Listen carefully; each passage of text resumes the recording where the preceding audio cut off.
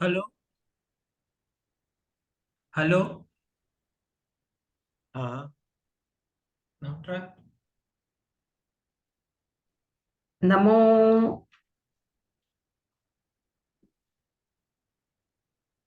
नमो अरहन्ताणं नमो सिद्धाणं नमो आयर्याणं नमो उवजायाणं नमो लोये सौवसाहुणं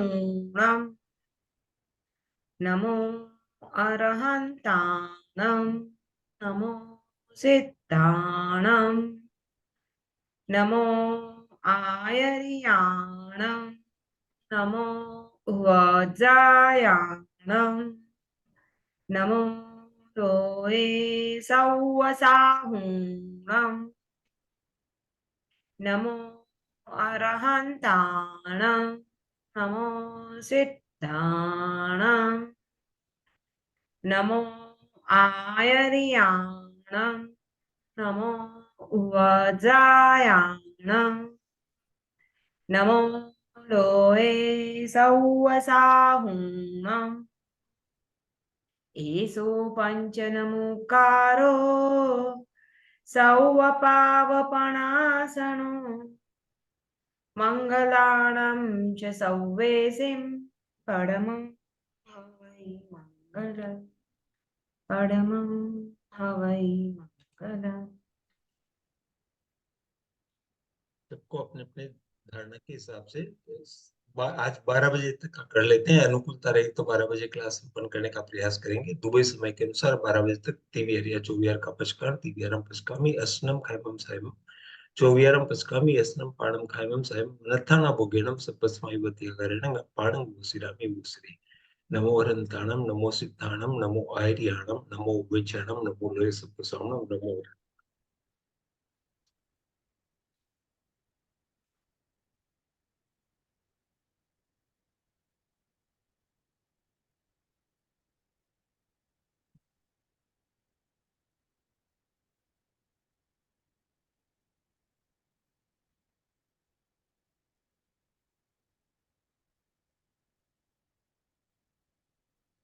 आराध्य देव के चरणों में कोटि सा वंदन। परम श्रद्धेय आचार्य प्रवृत्त सभी चारित्र आत्माओं के चरणों में वंदन। जैन दर्शन मनोमीमांसा के कर्ता आचार्य श्री महाप्रज्ञ जी को वंदन नमस्कार करते हुए आप सभी को सादर जय जिनेन्द्र सादर प्रणाम। हम लोग ये मनन मीमांसा और मनन मीमांसा के अंतर्गत में ज्ञान मीमांसा का स्वाध्याय कर रहे हैं। थोड़ा सा कठिन विषय है ज्ञान। एक्चुअली ज्ञान होना ही कठिन है और ज्ञान के बारे में ज्ञान तो और ज्यादा सूक्ष्म बात आती है। फिर भी गुरुदेव ने इसको काफी सरल भी हमारे लिए किया और उसको हम समझने का प्रयास भी कर रहे हैं। ज्ञान के कंटेक्स्ट में नंदी सूत्र आगमों के में नंदी सूत्र में ज्ञान के बारे में बहुत सी बातें लिखी गई है। और ये एक वास्तविकता भी है। मनुष्य का साधारण प्राणी का स्वभाव भी होता है कि जब उसे कोई नई जानकारी होती है या जिसे वो जानना चाहता है वो जानकारी उसको मिलती है तो एक प्रकार का आनंद होता है। इसलिए उस सूत्र का नाम भी नंदी सूत्र रखा गया।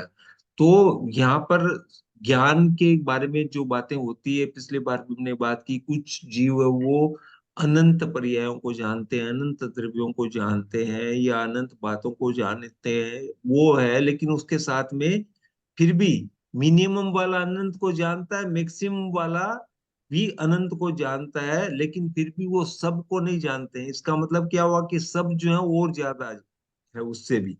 तो सर्व में और अनंत में भी फर्क है ये हमने लास्ट टाइम में क्लियरली समझा था। तो और सर्वज्ञता इसी कंटेक्स्ट में बात आती है कि सर्वज्ञ कौन होता है जो सबको जानता वो है सर्वज्ञ। ज्ञ माना जानने वाला। जो सबको जानता वो है सर्वज्ञ। अब सब क्या होता है हर आदमी का सबका अलग अलग डेफिनेशन होता है। इसलिए पंडित शुक्ला जी ने बताया कि जिस दर्शन में जितने तत्वों का प्रतिपादन किया हुआ है जितने द्रव्यों की मान्यता स्वीकार की हुई है उन सब द्रव्यों को जानने वाला को उस व्यक्ति को उस दर्शन में उन्होंने सर्वज्ञ कह दिया है। मीमांसक अलग तत्वों का प्रतिपादन करते हैं बौद्धिक अलग तत्वों का प्रतिपादन करते हैं। तो जिस जिस परंपरा में जितने जितने तत्वों का प्रतिपादन किया गया जितने द्रव्यों की मान्यता स्वीकार है उन सबको जान लिया तो वो सर्वज्ञ हो गया। वहां का कोर्स उसका पूरा हो गया तो वो सर्वज्ञ हो गया। तो ये मीमांसक की सर्वज्ञता की ये जो मीमांसा शुक्लाल जी ने लिखी, इसका मतलब क्या हो गया कि सर्व के पद में सब दार्शनिक एक मत नहीं है, सबका अलग अलग मत है। मीमांसक बोलते हैं कि सर्व अलग है, बौद्ध बोलते हैं सर्व अलग है, जैन बोलते हैं सब अलग है। और इसका मेन कारण क्या हो गया, सब अलग अलग क्यों बताते हैं? क्योंकि आत्मा और ज्ञान के संबंध की अवधारणा उसमें भेद हो रहा है। कोई बोलता है कि आत्मा है, जिसे जैन बोलते हैं कि आत्मा है और ज्ञान है, ज्ञान आत्मा का स्वभाव ही है। कुछ लोग ऐसा बोलते हैं कि स्वभाव नहीं है, वो उत्पन्न होता है। कुछ बोलते हैं कि ज्ञान हो गया, उसके बाद में मुक्ति के टाइम में वो लुप्त हो जाता है, विलीन हो जाता है। तो सबकी अलग अलग मान्यताएं हैं इस प्रकार से। एक ना मतलब जैन दर्शन क्या बोलता है, बाकी का तो यहाँ पर तुलना के हिसाब से या जानकारी के हिसाब से बात बताई जा रही है। जैन दर्शन क्या कहता है कि ज्ञान है वो आत्मा का स्वभाव है। स्व माने अपना, भाव माने गुण। जो जिसका अपना गुण होता है वो उसके साथ में हमेशा रहता ही रहता है, वो उसे छूटता नहीं है। बहुत बार कोई आदमी को, फॉर एग्जाम्पल किसी को गुस्सा आता है तो बोलते थे इसका तो स्वभाव ही ऐसा है। मतलब वो बार बार करता है, इसलिए वास्तव में उसका स्वभाव नहीं है, लेकिन बिकॉज वो बार बार करता है तो इसलिए ऐसा कहा जाता है कि इसका स्वभाव ऐसा है। क्योंकि वो निरंतर तो गुस्सा नहीं कर सकता है ना, निरंतर कोई भी आदमी गुस्सा नहीं कर सकता है। फिर भी बात में, उपचार में ऐसा कहा जाता है कि वो उसका स्वभाव है। लेकिन वास्तव में स्वभाव क्या है? ज्ञान उसका स्वभाव, वो हमेशा उसके साथ में रहता ही है, कभी उससे अलग नहीं होता है। जिसमें ज्ञान आत्मा है उसके साथ में ज्ञान रहेगा, और ज्ञान है वो आत्मा है, ये ज्ञान और किसी में नहीं होता है। पदार्थ के सामान्य गुण और विशेष गुणों के कंटेक्स्ट में हमने ये बात कही थी। तो इसमें यही बात आ रही कि जैन दर्शन के अनुसार ज्ञान है वो आत्मा का स्वभाव है, वह एक है, अक्सर है, उसका नाम केवल ज्ञान है। एक का मतलब बस एक ही, दूसरा कुछ भी नहीं है। अभी बात आ गई कि दूसरा कुछ भी नहीं है। पहले बार बार बता रहे हैं, मति ज्ञान, श्रुत ज्ञान, अवधि ज्ञान, मन प्रेम ज्ञान, चार प्रकार के ज्ञान की बात करते हैं। यहाँ पर कहते हैं कि एक है। यस, एक है। पूर्ण हो गया तब एक है। जब अपूर्ण है तो उसकी अलग अलग कैटेगरी होती है। पूर्णता को प्राप्त कर लिया तो एक, जहां तक अपूर्ण है तब उसके अलग अलग विभाग कर दिए, मति ज्ञान है, श्रुत ज्ञान है, अवधि ज्ञान है, ऐसे। तो एक अक्षर, अक्षर अक्षर जो लिखते हैं वो अक्षर की बात नहीं है।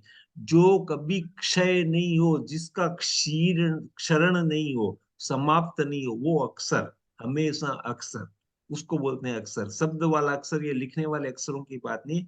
जो क्षीर नहीं हो, क्षय नहीं हो, समाप्त नहीं हो। तो केवल ज्ञान एक बार अगर हो जाता है तो वो कभी भी समाप्त नहीं होता, एक है, तो उसका नाम केवल ज्ञान है। दूसरी परंपराएं कहती है कि ज्ञान है वो समाप्त हो जाता है, क्योंकि बहुत परंपराएं ये कहती है कि अ, जीव जब मुक्त होता है तो ईश्वर में विलीन हो जाता है, सर्वज्ञ खाली ईश्वर ही रहता है। यहाँ पर मनुष्य को ज्ञान अगर हो गया, उसको केवल ज्ञान की भी संज्ञा आपने दे दी, फिर भी मुक्त होने तक नहीं है। तो इसका मतलब वो ज्ञान का क्षय मानते हैं। अपनी परंपरा के द्रव्यों को मान लिया, वहां पर सर्वज्ञ भी घोषित कर दिया, लेकिन फिर ज्ञान का क्षय मानते हैं, क्योंकि ईश्वर को ही सर्वज्ञ माना जाता है। तो अलग अलग अलग सबकी मान्यता है। जैन दर्शन कहते हैं कि ज्ञान जो है वो एक है, अक्षर है, उसका कभी भी क्षय नहीं होता है, और उसी का नाम केवल ज्ञान है। आचार्य कुंद ने केवल ज्ञान का लक्षण, व्यवहार और निश्चय दोनों दृष्टियों से किया था। लक्षण का मतलब परिभाषा, उसको आइडेंटिफाई कैसे किया जा सके, इस व्यक्ति का इसमें क्या गुण है, कैसे उसे पता चले। सिम्टम से पता चलता है। तो वो व्यवहार की दृष्टि से क्या होता है, और निश्चय की दृष्टि से क्या होता है केवल ज्ञान। तो आचार्य कुंद ने कहा, आचार्य कुंद बहुत जबरदस्त प्रखंड विद्वान हो गए थे, और दिगंबर संप्रदाय में तो उनका बहुत वर्चस्व चलता है। समय सार एक इतना महत्वपूर्ण ग्रंथ है जो आचार्य कुंद की कृति है। तो उस कंटेक्स्ट में भी अगर हम देखें तो आचार्य कुंद का, और श्वेतंबर परंपरा में भी अच्छा आचार्य कुंद का रिस्पेक्ट किया जाता है आज भी। दिल्ली में कुंद भारती, जैसे लाडनू में जैन विश्व भारती, तब वैसे कुंद भारती के नाम से संस्था भी चलती है। तो आचार्य कुंद ने केवल ज्ञान का लक्षण जो किया, और ऐसा भी कहा जाता है कि उनको, कुंद को किसी कोई एक घटना ऐसी हो गई थी कि उनको सिमंदर स्वामी के दर्शन करने के लिए विदेश क्षेत्र ले जाया गया था। तो ऐसी घटना भी हमको पढ़ने में आती है। तो वो आचार्य कुंद ने केवल ज्ञान को दो तरीके से परिभाषित किया, बताया है। कि निश्चय न से और केवल व्यवहारिक न से। तो व्यवहार न से केवली भगवान क्या करते हैं, सबको जानते हैं। उन्होंने क्या दिया, सबको जानने वाला व्यवहार नहीं है। और निश्चय में क्या है, निश्चय में खाली अपनी आत्मा को जानते हैं। और उसका उदाहरण वो देते हैं मिरर। मिरर होता ना, तो मिरर को देखोगे, मिरर क्लीन है तो बाकी सब चीजें उसमें दिख जाएगी। मेनली तुमको मिरर को देखना है, मिरर में जितनी रिफ्लेक्शन आएगा सब उसमें दिख जाएगा। तो वो देखने की बात आती है, ऐसे उदाहरण से बताया जाता। तो निश्चय में खाली अपनी आत्मा को जानते हैं, व्यवहार में सबको देखने को सबको देखते जानते हैं। जैन दर्शन के अनुसार ज्ञान स्वयं पर प्रकाशी है। स्वयं माने अपने को भी प्रकाश करता है, पर माने दूसरे को भी प्रकाश करता है। तो इसी कंटेक्स्ट में स्वयं प्रकाशी है, इस आधार पर केवल ज्ञानी निश्चय न से आत्मा को जानता देखता है। स्वयं का प्रकाश करता है, मतलब जहां पर अंधकार है वहां तो कुछ दिखाई नहीं देगा, जहां पर प्रकाश है वही दिखाई देगा। स्वयं प्रकाशी है, ज्ञान है वो स्वयं प्रकाशी है। इसका मतलब क्या होगा कि वो अपनी आत्मा को प्रकाशित करती है। वो अपनी आत्मा को प्रकाशित अगर करता है ज्ञान, तो अपनी आत्मा को ही जानता देखता है। बस ये उदाहरण, ये जो परिभाषा उन्होंने बताई। और पर प्रकाशी है, इसका मतलब वो सबको जानता देखता है। दो परिभाषाएं दे दी। स्वयं पर प्रकाशी के कंटेक्स्ट में स्वयं को प्रकाशित करता है, इसका मतलब अपनी आत्मा को जानता देखता है। पर को प्रकाशित करता है, पर की भी कोई लिमिट नहीं है। पर का मतलब सबको जानता देखता है। तो ये लक्षण, लक्षण का मतलब परिभाषा, ये सिम्टम्स उन्होंने बता दिए। केवल ज्ञान आत्मा का स्वभाव है। स्वभाव है तो स्वभाव है तो क्या होता है कि वो हमेशा टिक के रहेगा। स्वभाव, अभी जैसे बात की, स्वभाव हमेशा टिक के रहता है। इसलिए जो स्वभाव है तो मुक्त अवस्था में भी विद्यमान रहता है। मुक्ति हो गई, शरीर सब छूट गया, लेकिन उसका स्वभाव है, क्योंकि वो जीव का जीवपना तो है ना, खत्म क्या हुआ है, शरीर खत्म हुआ है, मनुष्यपना खत्म हुआ है, गति खत्म हुई है ना। बाकी चीजें तो चालू है। तो मुक्त अवस्था में जीव, और गुण है वो ज्ञान गुण है, वो जीव का ही गुण है। तो मुक्त अवस्था में भी वो विद्यमान रहता है। प्रत्यक्ष अथवा साक्षात्कारी तो उसका स्वाभाविक गुण है, वो हमेशा साक्षात्कार करता रहेगा, उसका गुण है, वो देखता रहेगा। ज्ञानावरणीय कर्म से आच्छन्न होने के कारण मति श्रुत आदि उसके भेद बनते हैं। ज्ञान एक ही है, लेकिन कर्म का उसके ऊपर आवरण आ गया, ज्ञानावरणीय कर्म। और जिस कर्म के कारण ज्ञान के गुण के ऊपर आवरण आता है उसको ज्ञानावरणीय कर्म बोलते हैं। उसके कारण उसके भेद बनते हैं। कितना प्रकाश कहाँ से आ रहा है, यहाँ पर खिड़की है, और खिड़की में आधी दूर तक पर्दा है, आधी दूर तक पर्दा नहीं है। तो आधी दूर जहां तक पर्दा है वहां पर प्रकाश नहीं आएगा। जहां पर पर्दा नहीं है वहां से बाहर सूर्य का प्रकाश आ सकता है। उसके बाद में दीवार है तो फिर प्रकाश नहीं आया। तो इसका मतलब प्रकाश बाहर में पूर्ण रूप से होने पर भी इस प्रकार से बीच में जहां जहां पर आवरण हो गए, पर्दे का आवरण हो गया, दीवार का आवरण हो गया, जो कुछ भी हो गया, तो प्रकाश खंड खंड रूप में आता है। वैसे ही आवरण अगर जैसे ज्ञान के ऊपर होता है, तो वो उसके भेद बताती है, खंड खंड रूप में उसके भेद बताती है। उसको मति श्रुत ज्ञान आदि या अवधि ज्ञान, मन प्रिय ज्ञान कह दिया। संग्रह दृष्टि से चार भेद किए गए, मति श्रुत, अवधि और मन प्रिय। और वो भी क्या कि ग्रुपिंग बना दी इनकी। मति ज्ञान के भी अलग अलग बहुत भेद होते हैं, और उस भेद में भी स्टेजेस तो कितनी होती है। वैसे श्रुत ज्ञान के भी हम पढ़ेंगे आगे, श्रुत ज्ञान के, मति ज्ञान के भेद आगे आएंगे तो हम पढ़ेंगे। अवधि मन प्रेम ज्ञान के भी भेद पढ़ेंगे, ऋजुमति विपुलमति की बात आती है। फिर अवधि ज्ञान के भी अलग अलग भेद, हमने कुछ बातें की भी थी। तो वे, ये है संग्रह, मतलब ओवरऑल चार सेक्शन किए गए हैं, लेकिन तारतम्य के आधार पर इनके असंख्य भेद बनते हैं। इनमें जो जो डिफरेंसेस रहते हैं, अलग अलग स्टेजेस रहती, तो असंख्य, इन्यूमरेबल इनके भेद बन सकते हैं। ज्ञानावरण का सर्व विलय होने पर ज्ञान के तारतम्य जनित भेद समाप्त हो जाते हैं और केवल ज्ञान प्रकट हो जाता है। बस ज्ञानावरणीय कर्म का क्षय हो गया, तो फिर इसमें क्या होगा कि जो भी डिफरेंसेस दिख रहे हैं वो खत्म, क्योंकि पर्दा ही नहीं है, दीवार ही नहीं है, कुछ भी नहीं है, तो पूरा का पूरा प्रकाश आएगा। तो क्या होगा कि सारे भेद वो समाप्त हो जाते हैं इस प्रकार से, और खाली केवल ज्ञान रह जाता है। इसका मतलब ज्ञान मूलतः एक, और बाकी आवरण की दृष्टि में उसके चार भेद किए गए। मिनिमम ज्ञान कितने होते हैं, मैक्सिमम ज्ञान कितने होते हैं, इसकी अलग अलग तरीके से परिभाषा की गई है। संसारी जीवों में मिनिमम दो ज्ञान हमेशा रहते हैं, मति और श्रुत। मति श्रुत साथ साथ चलते ही चलते हैं।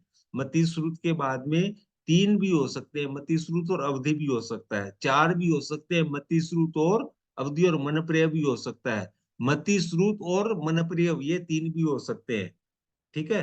लेकिन मिनिमम एक, साधारण लौकिक दृष्टि से, लौकिक जीवों की दृष्टि से बोलोगे तो मिनिमम 2, और ऐसे ओवरऑल में मिनिमम 1 केवल ज्ञान, सिद्ध भगवान को केवल ज्ञान मिनिमम 1। इस प्रकार से उत्कृष्ट अवस्था आ गई तो मिनिमम 1 होता है, तो वो आता है। तो केवल ज्ञान जो है वो मिनिमम ज्ञान, उच्च धरातल का ज्ञान होता है। ज्ञान एक ही होता है ऐसे देखा जाए तो। और उसका अधिकारी कौन होता है? केवल ज्ञान का अधिकारी बात एक ही है, केवल, केवल का मतलब ओनली, उसमें और कुछ भी नहीं है, न कोई दोष है, न किसी का सहायता लेने की जरूरत, केवल, केवल दूध, केवल पानी, बस ओनली वही, उसमें किसी प्रकार की मिलावट नहीं है, किसी प्रकार का दोष नहीं है। तो केवल ज्ञान का अधिकारी कौन होता है? सर्वज्ञ होता है, जो सबको जानता है, उसी के पास में केवल ज्ञान है। नहीं तो आंशिक रूप में तो अज्ञान रह गया ना। तो उसको उसको जानता है, वो सही जानते हुए भी सब कुछ अगर नहीं जानता तो उसको केवल ज्ञानी नहीं बोल सकते हैं। तो इसलिए केवल ज्ञान का अधिकारी कौन होता है? सर्वज्ञ होता है, जो सबको जानने वाला होता है। अज्ञ, अज्ञानी जो होता है, फिर उसको अल्पज्ञ, थोड़ा सा जानने वाला उसको अल्पज्ञ, ज्ञ मतलब जानने वाला, फिर विज्ञ विशेष रूप से जानने वाला, ऐसे अलग अलग अलग अलग, प्रज्ञ प्रखर रूप से जानने वाला, फिर महाप्रज्ञ और ज्यादा जानने वाला, ऐसे करते करते सर्वज्ञ। तो अलग अलग अलग अलग स्टेजेस ज्ञान की, मतलब जानने वालों के लिए शब्द बताए। तो ज्ञ, सर्वज्ञ, केवल ज्ञान का अधिकारी होता है वो सर्वज्ञ होता है। सर्वज्ञ और सर्वज्ञता न्याय प्रधान दर्शन युग का महत्वपूर्ण चर्चनीय विषय रहा है। ये युग मतलब अलग अलग अलग अलग टाइम फेजेस हिस्ट्री में हुए थे। तो किसी टाइम में किसी बात की इंपॉर्टेंस लोगों में ज्यादा थी, किसी टाइम में किसी बात की इंपॉर्टेंस ज्यादा थी। एक श्रद्धा का युग था तो वहां पर सब बातें श्रद्धा से स्वीकार की जाती थी। दर्शन का युग था तो फिलोसॉफी की बात आ गई। फिलोसॉफी में दूसरी फिलोसॉफी अगर आती तो उसके साथ में डिबेट होती है कि कौन सी फिलोसॉफी सही है, ये है। तो ये न्याय प्रधान दर्शन युग आया है बीच में। तो उस टाइम में क्या होगा कि ये महत्वपूर्ण चर्चनीय विषय होगा, इंपॉर्टेंट डिस्कशन इसके ऊपर होने लगे कि सर्वज्ञ किसको बोलते हैं, सर्वज्ञता किसको बोलते हैं। इसीलिए फिर बातें आई कि जिस दर्शन में जितने द्रव्य माने गए हैं उनको जानने वाला उसको सर्वज्ञ बोल गया। न्यायिक वैसे से कि एक व्यक्ति को सर्वज्ञ बोलते हैं, बुद्ध व्यक्ति दूसरे को बोलते हैं। तो इसलिए सबने अपने अपने तरीके से सर्वज्ञता की परिभाषा कर दी। जैन दर्शन को केवल ज्ञान मान्य है, केवल ज्ञान की स्वीकृति दी, इसलिए सर्वज्ञवाद उसका सह स्वीकृत पक्ष है। सर्वज्ञ को मानने में कोई कठिनाई नहीं, क्योंकि केवल ज्ञान को मानते हो। अब आगम युग में उसके स्वरूप और कार्य का वर्णन मिलता है, किंतु उसकी सिद्धि के लिए कोई प्रयत्न नहीं किया गया था। आगम का मतलब आगम पुरुष होते हैं, विशेष ज्ञानी पुरुष होते हैं, उनको बोलते हैं आगम। और उन्होंने जो वाणी बताई, उन्होंने जो बोला, जो उपदेश दिया, वो आगम। आगम पुरुष अलग होते हैं और आगम ज्ञान की वर्तमान में आगम पुरुष ने, इसलिए हम पुस्तकें जो है भगवान की वाणी को आगम बोलते हैं। उसके बाद में उसको लिखा गया तो जो पुस्तकें खंड हो गई उसको हम आगम बोलते हैं ऐसे। तो वो एक युग था जहाँ जब आगम पुरुष थे। सर मतलब केवल ज्ञानी, जैसे तीर्थंकरों के बाद में जम्बू स्वामी वगैरह केवली हो गए तो उनका युग था। उसके बाद में श्रुत केवली, 14 पूर्वों को जानने वाले, फिर 12 13 10 पूर्वों को जानने वाले, तो वो श्रुत केवली तो आगम पुरुष के कंटेक्स्ट में आ गए। तो वो युग था आगम युग। तो उस वक्त क्या होता है कि वो ज्ञानी व्यक्ति है, कोई भी आपको संशय हो गया, जिज्ञासा हो गई, उनके पास में जाइए, वो आपका समाधान कर देंगे और श्रद्धा से व्यक्ति उसको स्वीकार कर लेगा।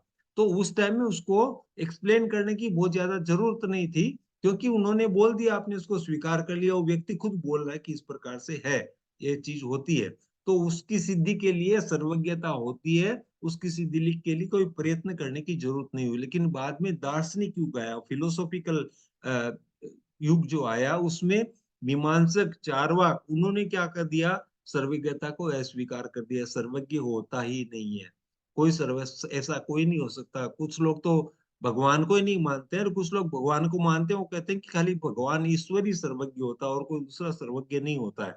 तो उन्होंने सर्वज्ञता को अस्वीकार कर दिया। अब एक व्यक्ति सर्वज्ञता को अस्वीकार करता है और जैन सर्वज्ञता की बात करते हैं, तो आपका मत जो है तो उसको उसको एक्सप्लेन करने के लिए आपको कुछ तर्क से उसको समझाना पड़ेगा। क्योंकि जो व्यक्ति ने जिन्होंने व्यक्तिगत रूप से अनुभव किया था वो उसको एक्सप्लेन करने के लिए नहीं है, तो कुछ तर्क से उनको समझाने की प्रस्तुति दी। और उसमें फिर क्या एक तर्क क्या बताया कि ज्ञान में तारतम्य होता है। तारतम्य क्या मतलब कमी बेसी होती है, हर व्यक्ति का ज्ञान अलग अलग होता है, अलग अलग लेवल का होता है, तो तारतम्य होता है। जिसका तारतम्य होता है उसका अंतिम बिंदु तारतम्य रहित होता है, डिफरेंसेस है। इसका मतलब एंड पर कहीं पर भी पहुंचोगे तो सारे डिफरेंसेस खत्म हो जाएंगे, अगर डिफरेंसेस उसमें आप स्वीकार करते हो तो तारतम्य है तो एंड बिंदु वो होगा का तारतम्य रहित हो जाएगा। इसका मतलब जहां पर तारतम्यता है वो अल्टीमेटली क्या होगा, वो सर्वज्ञता में परिणित हो जाएगा, अल्टीमेटली परिनिष्ठित हो जाएगा। सर्वज्ञता में परिनिष्ठित का मतलब पूर्ण स्टेज जो इसकी आती है, पूर्ण शुद्धि की बात आती है, एकदम सही जहां पर बात आती है वो सर्वज्ञता हो जाती है। डिफरेंसेस वो सारे खत्म हो जाते, नहीं तो डिफरेंसेस हमेशा ही रहेंगे। तो इस युक्ति का उपयोग ये जो अभी बताया कि जिसमें तारतम्य है उसका अंतिम बिंदु तारतम्य रहित होता है, ये एक लॉजिक की बात आती है। तो इस युक्ति का उपयोग मल्लवादी, हेमचंद्र उपाध्याय, ईसो विजय आदि दार्शनिकों ने किया था। ये सब जैन धर्म के महान आचार्य हो गए हैं, महान प्रवक्ता हो गए हैं, तो इन्होंने इस युक्ति का प्रयोग किया। किसके लिए किया? सर्वज्ञता की सिद्धि के लिए किया। पंडित सुखलाल जी, पिछले क्लास में भी हमने पंडित सुखलाल जी के बारे में बात की थी, तो उन्होंने इस युक्ति का ऐतिहासिक विश्लेषण, युक्ति कौन सी कि ज्ञान का तारतम्य है और अल्टीमेट पॉइंट जहां पर तारतम्य होता है वहां पर सर्वज्ञता होती है। तो इस युक्ति का उन्होंने हिस्टोरिकल विश्लेषण करके लिखा, किसने कहां पर क्या बात की। ये एसेंशियली सुखलाल जी के विचार हैं। वो कहते हैं कि ऐतिहासिक दृष्टि से ये प्रश्न है कि इस युक्ति का मूल कहां तक गया, हु स्टार्टेड दिस लॉजिक, और वह जैन परंपरा से में कब से आई है, तो ये देखने की बात आती है। अभी तक हमारे वाचन चिंतन में हमें ये जान पड़ता है कि इस युक्ति का पुराणतम उल्लेख योग सूत्र के सिवाय और कहीं पर भी नहीं है। सुखलाल जी अपनी बात को एक्सप्लेन करने के लिखते हैं, पातंजल योग सूत्र के प्रथम पाद में तत्र निरति स्वयं सर्वज्ञ बीजम, ऐसा सूत्र पाते हैं। पातंजल योग की बात करते हैं, अपने ग्रंथ की बात नहीं करते हैं। तत्र निरति स्वयं सर्वज्ञ बीजम, निरति स्वयं एक होता है अतिशय, एक होता है निरतिशय। अतिशय का मतलब बहुत ज्यादा, एक्स्ट्रा, बहुत ज्यादा, अतिशय, अतिशय ज्ञानी। इसका मतलब उनको ऐसा एक्स्ट्रा ज्ञान हो गया, उसको बोलते हैं अतिशय। अतिशय आचरण करने वाला, बहुत अच्छा आचरण करने वाला, ऐसा। या कोई बहुत ज्यादा प्रशंसा किसकी कर दी तो उसको लगता है कि नहीं मैं इतना योग्य नहीं हूं, आप मेरी बात को बढ़ा चढ़ा कर बोलो, ऐसे करने से अतिशय।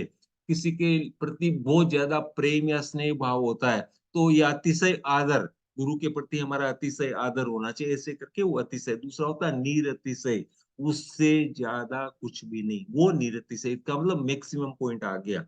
अतिशय मतलब ज्यादा, निरतिशय का मतलब जीरो नहीं, निरतिशय का मतलब मैक्सिमम, क्योंकि उससे ज्यादा आगे कुछ हो ही नहीं सकता। इसलिए तो तत्र निरतिशयम सर्वज्ञ बीजम, जो सबसे ज्यादा है, जहां पर अतिशय की बात नहीं होती है। और तत्र यहाँ पर ईश्वर के लिए बोल दिया, ईश्वर के लिए, तो वो उसका ज्ञान है, वो निरतिशय ज्ञान है। ईश्वर के ज्ञान से ज्यादा और किसी का ज्ञान नहीं है, वो योग सूत्र में लिखा गया है। तो बोलो वही सर्वज्ञता का बीज है। आप बोलते हो उससे ज्यादा किसी का नहीं है, मैक्सिमम हो गया, तो मैक्सिमम को तो सर्वज्ञ कहा जाता है, वो सर्वज्ञ का बीज है। ऐसा सूत्र पातंजल योग में मिलता है, जिसमें साफ साफ बात ही बताई गई है कि ज्ञान का तारतम्य है वो सर्वज्ञ के अस्तित्व का बीज है। तारतम्य है और वही सर्वज्ञ का अस्तित्व है, क्योंकि वहां पर जाके तारतम्य खत्म हो जाएगा, ईश्वर की अवस्था तक, ईश्वर में जो आता है वो पूर्ण रूप से विकसित हो जाता है। उसके बाद में और किसी का ज्ञान उससे ज्यादा, ईश्वर से ज्यादा ज्ञान नहीं है। ये योग दर्शन की मान्यता, उस कंटेक्स्ट में पंडित सुखलाल जी कहते हैं कि सर्वज्ञता की सिद्धि वहीं से, किसी बात की सिद्धि करनी हो, कोई व्यक्ति कोई तर्क कर रहा है, बात जानना चाहता है फॉर एग्जाम्पल, तो उसकी बात आपकी पुस्तक में क्या लिखी है वो बताओगे, एक लेवल की बात आती है, ठीक है ना। उसकी पुस्तक में, उसकी मान्यता वाली पुस्तक में क्या बात लिखी है वो बताओगे तो उसको वो सहज रूप से स्वीकार होती है। दूसरी बात है कि उसके प्रति, उसके सामने उसका कोई तर्क भी नहीं होता है, ऐसी भी बात आती है। आचार्य श्री कालुगणी और उनके सामने एक प्रश्न आ गया था, दिगंबर संप्रदाय के कुछ व्यक्तियों के साथ में चर्चा चल रही थी, और उनके साथ में सामने प्रश्न आ गया था कि दिगंबर संप्रदाय कहते हैं कि क्या कहते हैं कि स्त्री की मुक्ति नहीं होती। हम किसी की आलोचना नहीं करना चाहते, मैं उदाहरण बता रहा हूँ कि गुरु क्या किस प्रकार से बात को समझाते हैं। तो बोले स्त्री की मुक्ति नहीं होती है। तो फिर अब श्वेतंबर संप्रदाय मानता है कि स्त्री की मुक्ति होती है। वहां पर आप 100 बातें बता दो, अलग चीज होती है, लेकिन और वो दिगंबर संप्रदाय अपनी पुस्तकों की बातें बता देगी कि वहां पर कितनी बातें लिखी हुई कि स्त्री की मुक्ति नहीं होती है। लेकिन कालुगनी ने क्या किया, दिगंबर संप्रदाय में ये गोमटसार ग्रंथ है, तो उसमें अलग अलग दो उसके भेद हैं। गोमटसार के दो पार्ट हैं। गोमटसार और दिगंबर मान्यता का ग्रंथ है, तो उसमें क्या बताया कि उसमें बताया छपक श्रेणी, एक श्रेणी, दो श्रेणी होती है ना, उपसम श्रेणी और छपक श्रेणी। उपसम श्रेणी में क्या होता है कि जीव अपने कषायों को उपसम करते करते आगे बढ़ता है। छपक श्रेणी में कषायों को क्षय करके आगे बढ़ता है। वहां पर वहां पर ये लिखा हो कि स्त्री को छपक श्रेणी हो सकती है, गोमटसार कर्म कांड में। तो गुरुदेव कालुगणी ने बताया कि अगर स्त्री के लिए छपक श्रेणी स्वीकार करते हो तो केवल ज्ञान स्वीकार नहीं, कैसे कैसे नहीं किया जा सकता है। छपक श्रेणी वाला तो वापस आता ही नहीं है। उसका उन्होंने दिगंबर संप्रदाय उन्होंने क्या उत्तर दिया वो मुझे पता नहीं थी। पॉइंट ये इज की उनकी मान्यता का जो शास्त्र है उसी के अनुसार आप उनकी मान्यता का अगर खंडन करते हो तो वो बात उसको स्वीकार पड़ी। ये तर्क का नियम है, ये डिबेट के स्केल की बात है। श्रद्धा फिर भी अपनी अपनी रहती है। वो वहां पर लिखा फिर भी उनकी मान्यता ये है कि स्त्री की मुक्ति नहीं होती है। तो यहाँ पर जी सुखलाल जी क्या करते हैं कि पातंजल योग में क्या लिखा हुआ कि सर्वज्ञता कैसे होती है, तो उस कंटेक्स्ट में ये बात आती है कि ईश्वर का ज्ञान सबसे ज्यादा ये सर्वज्ञता का बीज है, पूर्ण रूप से होता है। इस सूत्र के ऊपर के भाष्य में व्यास ने तो मानव सूत्र के विधान का आशय हस्तामलक वत प्रकट कर दिया। योग सूत्र के में इन्होंने क्या कर दिया कि इसका विधान हस्तामलक मतलब कोई चीज होती है तो बोले मेरे को दिखा दो, कैसे दिखा दे, बोले एक व्यक्ति था, बोला आत्मा दिखा दो। कैसे दिखा दो, हस्तामलकवत, हाथ में आंवला। मोस्टली आंवला की बात ही करते हैं क्योंकि आंवला हेल्थ के लिए बहुत गुणकारी चीज होती है। मोस्टली लोग नहीं खाते, वो अलग बात है। यहाँ पर एक बार समणी जी पधारे थे, समणी जी पधारे तो 2 दिन का शिविर हुआ अपने अंजय जी वाले बिल्डिंग में, मुझे जगह भी याद है। तो समणी जी ने कुछ बातें पूछी। बोले आंवला देखा है? हाँ जी देखा है। मालूम है? हाँ। कि गुण होता है, खाना चाहिए, होता है। कोई आदमी ऐसा जो आंवले को अफोर्ड नहीं कर सकता? नहीं। कौन आदमी आंवला खाते हैं फिर हाथ ही नहीं उठे। गुण है, आप अफोर्ड कर सकते हो, जानते हो, देखा है, बहुत कुछ अच्छा है। और खाने वाले उसको नियम से खाने वाले कितने गिनती के हाथ में नहीं उठे। बस वो ही चीज होती है। तो ये क्या होगी, आंवला की बात आई ना उस कंटेक्स्ट में कि आंवले की बात आती थी, हाथ में रख के दिखा दो तो मैं मान जाऊं कि आंवला जैसे उसको दिखाते हो तो आत्मा डाल दो। तो फिर उस टाइम में आचार्य ने कहा कि आत्मा का स्वभाव ऐसा नहीं है कि आंवले की तरह दिखाया जा सके। तो यहाँ पर कह दिया कि ये जो सूत्र है सर्वज्ञता की सिद्धि का, ये तो आपने आंवले की तरफ रख दिया, इसका कोई कटाक्ष नहीं, जो सामने दिखती है उसका कोई काट नहीं होता है। तो ये जो आपने आंवले की तरफ रख दिया कि सर्वज्ञता का बीज है, वो एकदम क्लियर होता है कि सर्वज्ञता होती है। इससे आपका आशय प्रकट हो गया। न्यायिक वैशेषिक परंपरा वो सर्वज्ञवादी है। उसके सूत्र भाष्य आदि प्राचीन ग्रंथों में सर्वज्ञातिस्व की साधक की युक्ति का उल्लेख नहीं है। न्यायिक वैशेषिक परंपरा भी सर्वज्ञवादी है लेकिन उनके ग्रंथों में उसका उल्लेख नहीं मिलता है। प्रशस्त पाद की टीका योमवती में उल्लेख पाते हैं। ये कौन से ग्रंथ में कहाँ पर इस युक्ति का आशय लेके उसको तर्क को आगे बढ़ाया गया उस कंटेक्स्ट में बात आती है। ऐसा करना निर्युक्तिक नहीं होगा कि योमवती का ये उल्लेख सूत्र योग सूत्र और उसके भाष्य के बाद का ही आता है।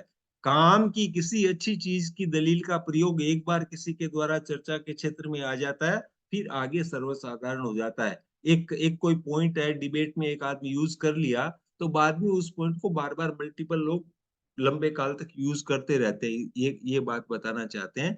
संभवतः सांख्य योग परंपरा प्रस्तुत युक्ति के बारे में भी यही हुआ जान पड़ता है, पंडित सुखलाल जी कहते हैं। और सांख्य योग परंपरा ने उस युक्ति का आविष्कार किया। ऐसा लगता है कि इस युक्ति का सांख्य लोग ने किया। हिस्टोरिकल कंटेक्स्ट देखते हैं कि जिसमें तारतम्य होता है उसकी संपूर्णता सर्वज्ञता में निहित होती है। इसका आविष्कार किसने किया? हिस्टोरिकल एनालिसिस पंडित सुखलाल जी करते हैं कि सांख्य योग वाला ने उसका आविष्कार किया होगा। उसके बाद में क्या हो गया कि न्यायिक वैशेषिक बौद्ध परंपरा में भी उसको प्रतिष्ठित स्थान, प्रतिष्ठित का मतलब इज्जतपूर्ण प्रतिष्ठा हो गई, वहां पर शाश्वत स्थान प्राप्त कर लिया। और उसी तरह से वो जैन परंपरा में भी प्रतिष्ठित हो गई, उसको स्वीकार कर लिया, क्योंकि अच्छी बात है, उसको स्वीकार करने में कोई कठिनाई नहीं, तर्कपूर्ण बात है, उसमें स्वीकार करने में कोई कठिनाई नहीं है। जैन परंपरा के, और ये भी यहाँ पर भी ना वो पंडित सुखलाल जी वाली बात चल रही है, जैन परंपरा के आगम निरुक्ति भाष्य ये सब क्या कि अलग अलग अलग, मतलब हमारा जो लिटरेचर है ना, आगम लिखे गए मतलब जो वाणी भगवान ने बोली, बाद में उनका जो संकलन हुआ उसको कंटेक्स्ट में लिखे गए, उसके ऊपर किसी ने टीका लिखी, किसी ने कमेंट्री, निरुक्ति, चूर्णी, भाष्य, उनके जो एक्सप्लेनेटरी लिटरेचर जो थे उसको सपोर्ट करने वाले, क्योंकि भगवान ने जो बात बताई किस अपेक्षा से बताई, सबको पूरा पता नहीं होता है, शब्दों की कठिनाई होती है। एक बात एक एक जगह एक अपेक्षा से होती है, दूसरी बात दूसरी अपेक्षा से होती है, उसको कैसे मिलान करना। तो ये जो बातें आती है उनके बाद के दूसरे साहित्य में आती है, तो उसमें वो निरुक्ति, भाष्य आदि, आदि का मतलब एटसेट्रा, ये प्राचीन अनेक ग्रंथ है, उनमें सर्वज्ञत्व, वे ग्रंथ जो सर्वज्ञत्व के वर्णन से भरे हुए पड़े हुए हैं, सब केवल ज्ञान के बारे में उसमें बहुत बातें लिखी हुई होती है। लेकिन हमें ये ज्ञान तारतम्य वाली सर्वज्ञत्व साधक युक्ति का सर्वप्रथम प्रयोग मल्लवादी की कृति में दिखने को मिलता है। ये जो लॉजिक दिया गया, बहुत सी बातें, लेकिन निरुक्ति में, भाष्य में नहीं है। मल्लवादी भी एक बहुत विद्वान आचार्य हो गए थे, तो उनकी कृति में सबसे पहले ये लॉजिक देखने को मिलता है। अभी ये कहना संभव नहीं है, सुखलाल जी कहते हैं कि मल्लवादी ने किस परंपरा से ये युक्ति अपनाई, क्योंकि बौद्धों ने भी उसको स्वीकार कर लिया था, न्यायिक वैशेषिक ने उसको स्वीकार कर लिया था, तो मल्लवादी ने ये जो लॉजिक था कहाँ से लाया, ये सुखलाल जी बोलते हैं कि ये कहना मुश्किल है। फिर भी इतना तो निश्चित है कि मल्लवादी के बाद के सभी, और यहाँ पर वंस अगेन दिगंबर और श्वेतांबर दोनों तार्किकों ने इस युक्ति का उदारता से उपयोग किया है। मल्लवादी के बाद में तो इट सीम्स लाइक कि मल्लवादी ने सबसे पहले ये लॉजिक का यूज किया सर्वज्ञता की सिद्धि के लिए। और सर्वज्ञ होता है या नहीं होता है, इसके बारे में बहुत सारी मान्यता, लास्ट टाइम में भी हमने वो शायद हेमचंद्र जी की आचार्य की बात की थी कि तर्क हो गया था कि सर्वज्ञ नहीं होता है, और दूसरे जो और गांव के लोगों ने से निर्णय करवाया गया था, इस प्रकार की वो कथानक हमने बात किया था। तो उसके बाद में दिगंबर श्वेतांबर तार्किकों ने इस युक्ति का उदारता से उपयोग किया है। जैन दर्शन के अनुसार ज्ञान आत्मा का गुण है, स्वभाव बोल दो, गुण बोल दो, जो कुछ भी बोल दो, जो है वो उसके साथ में हमेशा रहता है। अनावृत अवस्था में भेद या विभाग शून्य होता है। अनावृत, उसके ऊपर अगर आवरण नहीं है तो कोई भी भेद नहीं होगा। ये उस खिड़की का प्रकाश तेज आ रहा है, इस खिड़की का प्रकाश मंद आ रहा है, ये आवृत अवस्था के भेद की बात है। अनावृत अवस्था हो गई, बाहर निकलोगे तो आकाश ही आकाश है, तो सब जगह प्रकाश एक ही जैसा रहेगा। या कहीं पर बादलों से सूर्य का के ऊपर आवरण आ गया तो फिर प्रकाश में भिन्नता आ सकती है, अदरवाइज एक ही जैसा रहता है। तो वही अनावृत अवस्था में उसका भेद या विभाग नहीं होता है, विभाग शून्य, जीरो, जीरो डिविजन, इसका मतलब एक ही हो गया। आवरण के कारण उसके विभाग बनते हैं और उसमें तारतम्य होता है, कमी बेसी होती है, आवरण आ गया तो। ज्ञान के तारतम्य के आधार पर उसकी पराकाष्ठा को केवल ज्ञान मानना एक पक्ष है।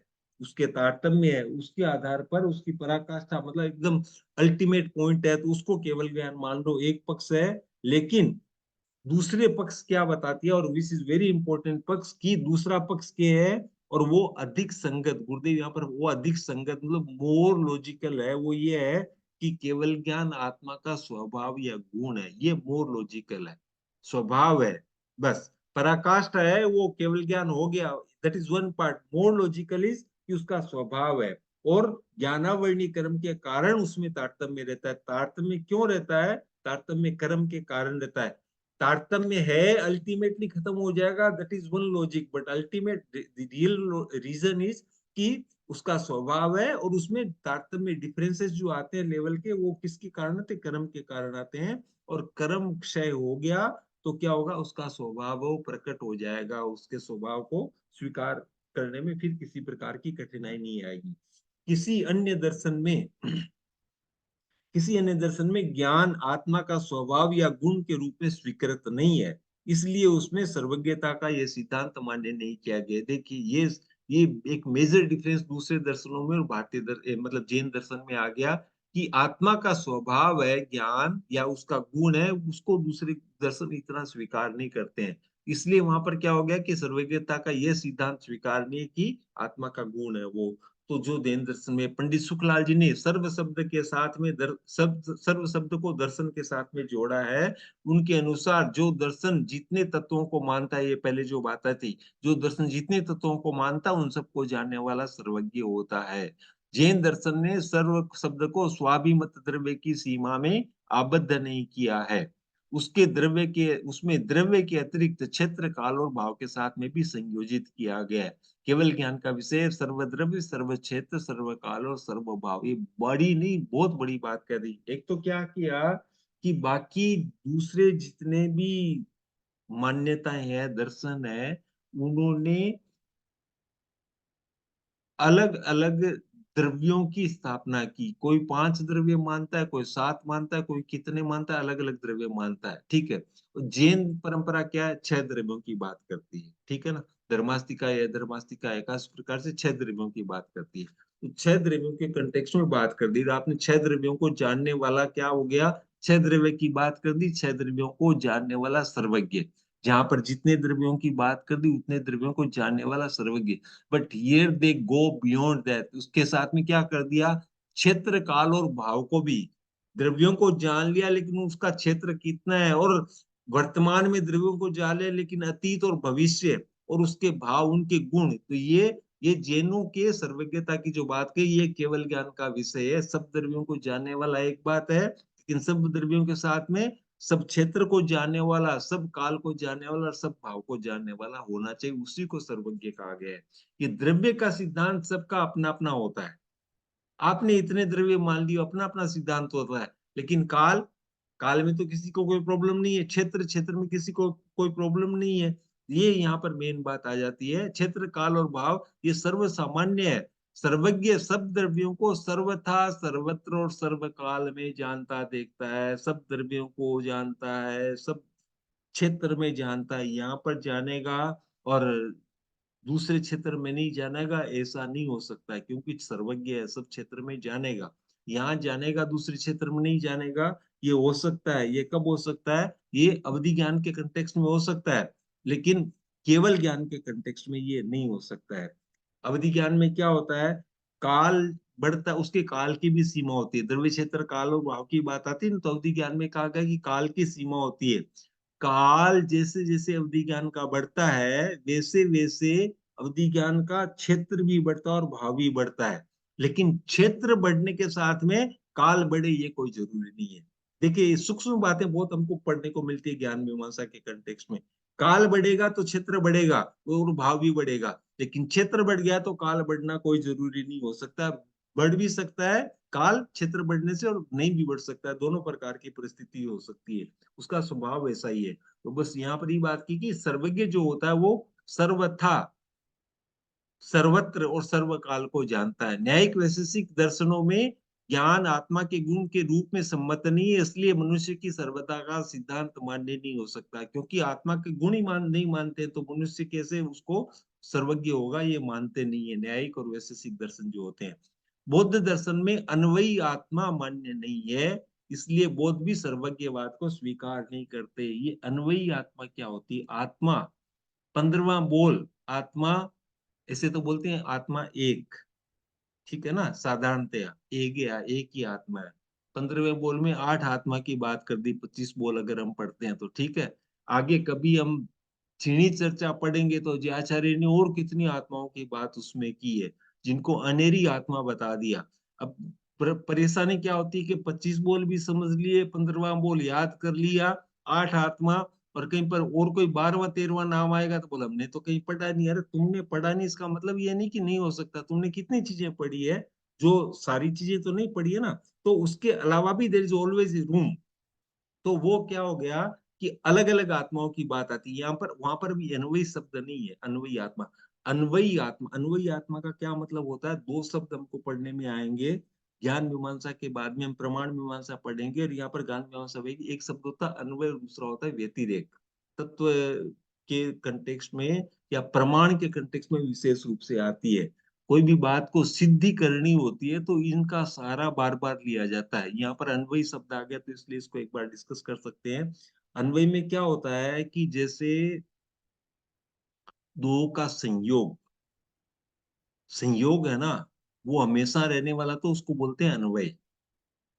उसको बोलते हैं अन्वय। जैसे क्या हो गया कि धुआं है, आपने कहीं पर धुआं देखा, धुआं देखा तो क्या हो गया, उससे आदमी अंदाज लगाएगा कि यहाँ पर आग है ना। तो अन्वय संबंध हो गया। धुएं से आप आग का अनुमान लगा सकते हो, अनुमानी डिसीजन पे पहुंच सकते हो कि भाई धुआं है तो जरूर आग होगी, ठीक है ना। लेकिन रिवर्स में क्या हो गया, आग है तो धुआं होना कोई जरूरी नहीं। आग है तो धुआं हो भी सकता है, आग है तो धुआं नहीं भी हो सकता, क्योंकि बिना धुएं की भी अग्नि होती है। उसको बोलते हैं व्यतिरेक। तो अन्वय में क्या हो गया, हमेशा साथ में रहने वाला। धुएं की दृष्टि से देखोगे तो धुआं हमेशा आग के साथ रहेगा, आग से ही रहेगा। तो वो अन्वय, वो यहाँ पर वापिस आ जाते हैं। बौद्ध दर्शन में अन्वयी आत्मा मान्य नहीं है। अन्वय का मतलब शरीर साथ में रहने वाला। वो मानते हैं कि टेम्परेरी है, उत्पन्न होती है खत्म होती है, क्षणिक है। जैन दर्शन क्या बोलते हैं, साथ में समय हमेशा रहने वाली। ये डिफरेंस की बात आ गई ना। तो बौद्ध दर्शन में अन्वयी आत्मा मान्य नहीं है। अन्वयी आत्मा मान्य नहीं है, हमेशा रहने वाली नहीं है। आ, कभी उत्पन्न होती है, कभी क्षय होती है। अब क्षय हो गई उस टाइम तुम्हारा ज्ञान क्या होगा? आत्मा ही क्षय हो गई है तो ज्ञान क्या होगा? तो इसलिए अन्वयी आत्मा मान्य नहीं है, तो फिर सर्वज्ञवाद भी मान्य नहीं। इस अपेक्षा से इसको समझना है। अन्वयी आत्मा मान्य नहीं तो फिर सर्वज्ञवाद को भी स्वीकार नहीं करते हैं। लेकिन ये एक लेवल की बात है। उसके बाद में बाद के बौद्ध लोगों ने कुछ संशोधन भी इसमें किया है, सर्वज्ञता को आंशिक रूप में स्वीकार भी किया था। लेकिन ये उस समय की बात है कि बौद्ध अन्वयी आत्मा को स्वीकार नहीं करते, इसलिए सर्वज्ञवाद को भी स्वीकार नहीं करते। वेदांत के अनुसार क्या होता है, केवल ब्रह्मा ही सर्वज्ञ हो सकता है, मनुष्य सर्वज्ञ नहीं होता है। अपनी अपनी मान्यता है। सांख्य दर्शन में केवल ज्ञान और केवल दर्शन की अलग बात बताई गई है अपने अपने तरीके से। जैन दर्शन सम्मत सर्वज्ञता के विरोध में मीमांसकों ने प्रबल तर्क उपस्थित किए। आपकी एक मान्यता एक व्यक्ति की होती है तो डिबेट, लो क्या बोलता है, किसी के साथ में डिबेट रो, तर्क से उसको समझाया जाता है, तर्क से उसकी बात काटी जाती है। तो तर्क की बात आती तो सर्वज्ञता, जैन बोलते हैं कि सर्वज्ञ है, तो मीमांसक बोलते हैं कि सर्वज्ञ नहीं। तो उन्होंने अपने तर्क दिए कि सर्वज्ञ क्यों नहीं होते हैं। तो उनके अनुसार क्या हो गया कि ये प्रत्यक्ष, उपमान, अनुमान, आगम, अर्थापत्ति, अनुपलब्धि, किसी भी प्रमाण से सर्वज्ञता की सिद्धि नहीं हो सकती है। प्रमाण का मतलब कैसे प्रूव करोगे, एविडेंस। और उसमें लॉ में रूल्स आते हैं, एविडेंस के भी रूल्स होते हैं, किस तरीके के एविडेंस की बात करोगे। तो ये वहां पर इतने प्रकार के प्रमाण बताए गए। अगली तो इसके बाद का जो खंडा तो पूरी प्रमाण मीमांसा है, तो वहां पर ये सारे शब्दों की पूरा विश्लेषण आएगा, प्रत्यक्ष का, उपमान का, अनुमान का। जैसे अनुमान, धुआं है तो अनुमान लगा लिया कि अग्नि होती है, ठीक है ना, तो वो अनुमान प्रमाण हो गया। लेकिन प्रमाण माना जाता है उसको, धुआं तो अग्नि होती है। प्रत्यक्ष प्रमाण, प्रत्यक्ष में क्या हो गया, ये मैंने देखा है इसलिए प्रत्यक्ष प्रमाण, इक्स ऐसे। या सर्वज्ञ है वो प्रत्यक्ष है तो उन्होंने बोल दिया तो वो प्रत्यक्ष प्रमाण है। ऐसे अलग अलग। आगम प्रमाण, अभी सर्वज्ञ नहीं है लेकिन आगम में लिखा है इसलिए हम उसको स्वीकार करते हैं, तो आगम प्रमाण हो गया। इस प्रकार से अलग अलग लेवल के प्रमाण होते हैं। मीमांसकों ने क्या कह दिया, मीमांसकों ने कह दिया कि जितने प्रमाण हैं इन सब में किसी से भी सर्वज्ञता की सिद्धि नहीं होती, इसलिए हम इसको स्वीकार नहीं करते हैं। न्यायिक वैशेषिक ये क्या बोलते हैं, ये ईश्वरवादी दर्शन, ईश्वर को मानते हैं और ईश्वर को ही सर्वज्ञ मानते हैं, और किसी को सर्वज्ञ नहीं मानते हैं। ये एक लेवल की बात है। यहाँ पर नेक्स्ट सेंटेंस में क्या कह दिया, काल क्रम में उन्होंने योगी प्रत्यक्ष की अवधारणा प्रविष्ट हुई, पर जैन दर्शन सम्मत सर्वज्ञता की अवधारणा उनमें नहीं है। पहले तो बोलते थे कि ईश्वरी सर्वज्ञ है, मनुष्य सर्वज्ञ नहीं होता। उसके बाद मतलब प्रत्यक्ष ज्ञान किसको होता है नहीं, बाद में ज्ञान के कंटेक्स्ट में कुछ बातें हुई। तो एक बताया कि योगी प्रत्यक्ष, योगी प्रत्यक्ष का मतलब वो कहते हैं कि प्रत्यक्ष ज्ञान जो होता है ना, अलग अलग प्रकार का होता है। इंद्रिय प्रत्यक्ष, इंद्रियों से जो जाना, मैंने ये देखा है, ये कैसे झूठ है, मैंने ये खुद सुना है भाई साहब, तो आप विश्वास करोगे तो वो सही है। तो ये इंद्रिय प्रत्यक्ष। एक होता मन प्रत्यक्ष, उसको उसके मन में क्लियरली बात आ गई भी मेरे मन में ये है, मैं आपको मन की बात करता हूँ, मन प्रत्यक्ष ऐसे ही। तो इस प्रकार एक आत्म संवेदन प्रत्यक्ष, एक होता है योगी प्रत्यक्ष, मतलब विशेष धरातल का कोई योगी होता है उसको विशिष्ट ज्ञान हो जाता है उस उस न्यायिक विशेषी कंटेक्स्ट में। तो उस विशिष्ट ज्ञानी को उसको बोलते हैं योगी प्रत्यक्ष, उसका ज्ञान ऐसा हो गया। लेकिन फिर भी क्या बोलते हैं कि वो मुक्त अवस्था में योगी प्रत्यक्ष नहीं रहता है। आगे के सेंटेंस में आया है जैनिज्म के जैन दर्शन में केवल ज्ञान या सर्वज्ञता मोक्ष की अनिवार्य शर्त है। न्यायिक और वैशेषिक क्या बोलते हैं कि मुक्त अवस्था में योगी प्रत्यक्ष नहीं रहता है, ईश्वर का ज्ञान नित्य, योगी प्रत्यक्ष अनित्य है।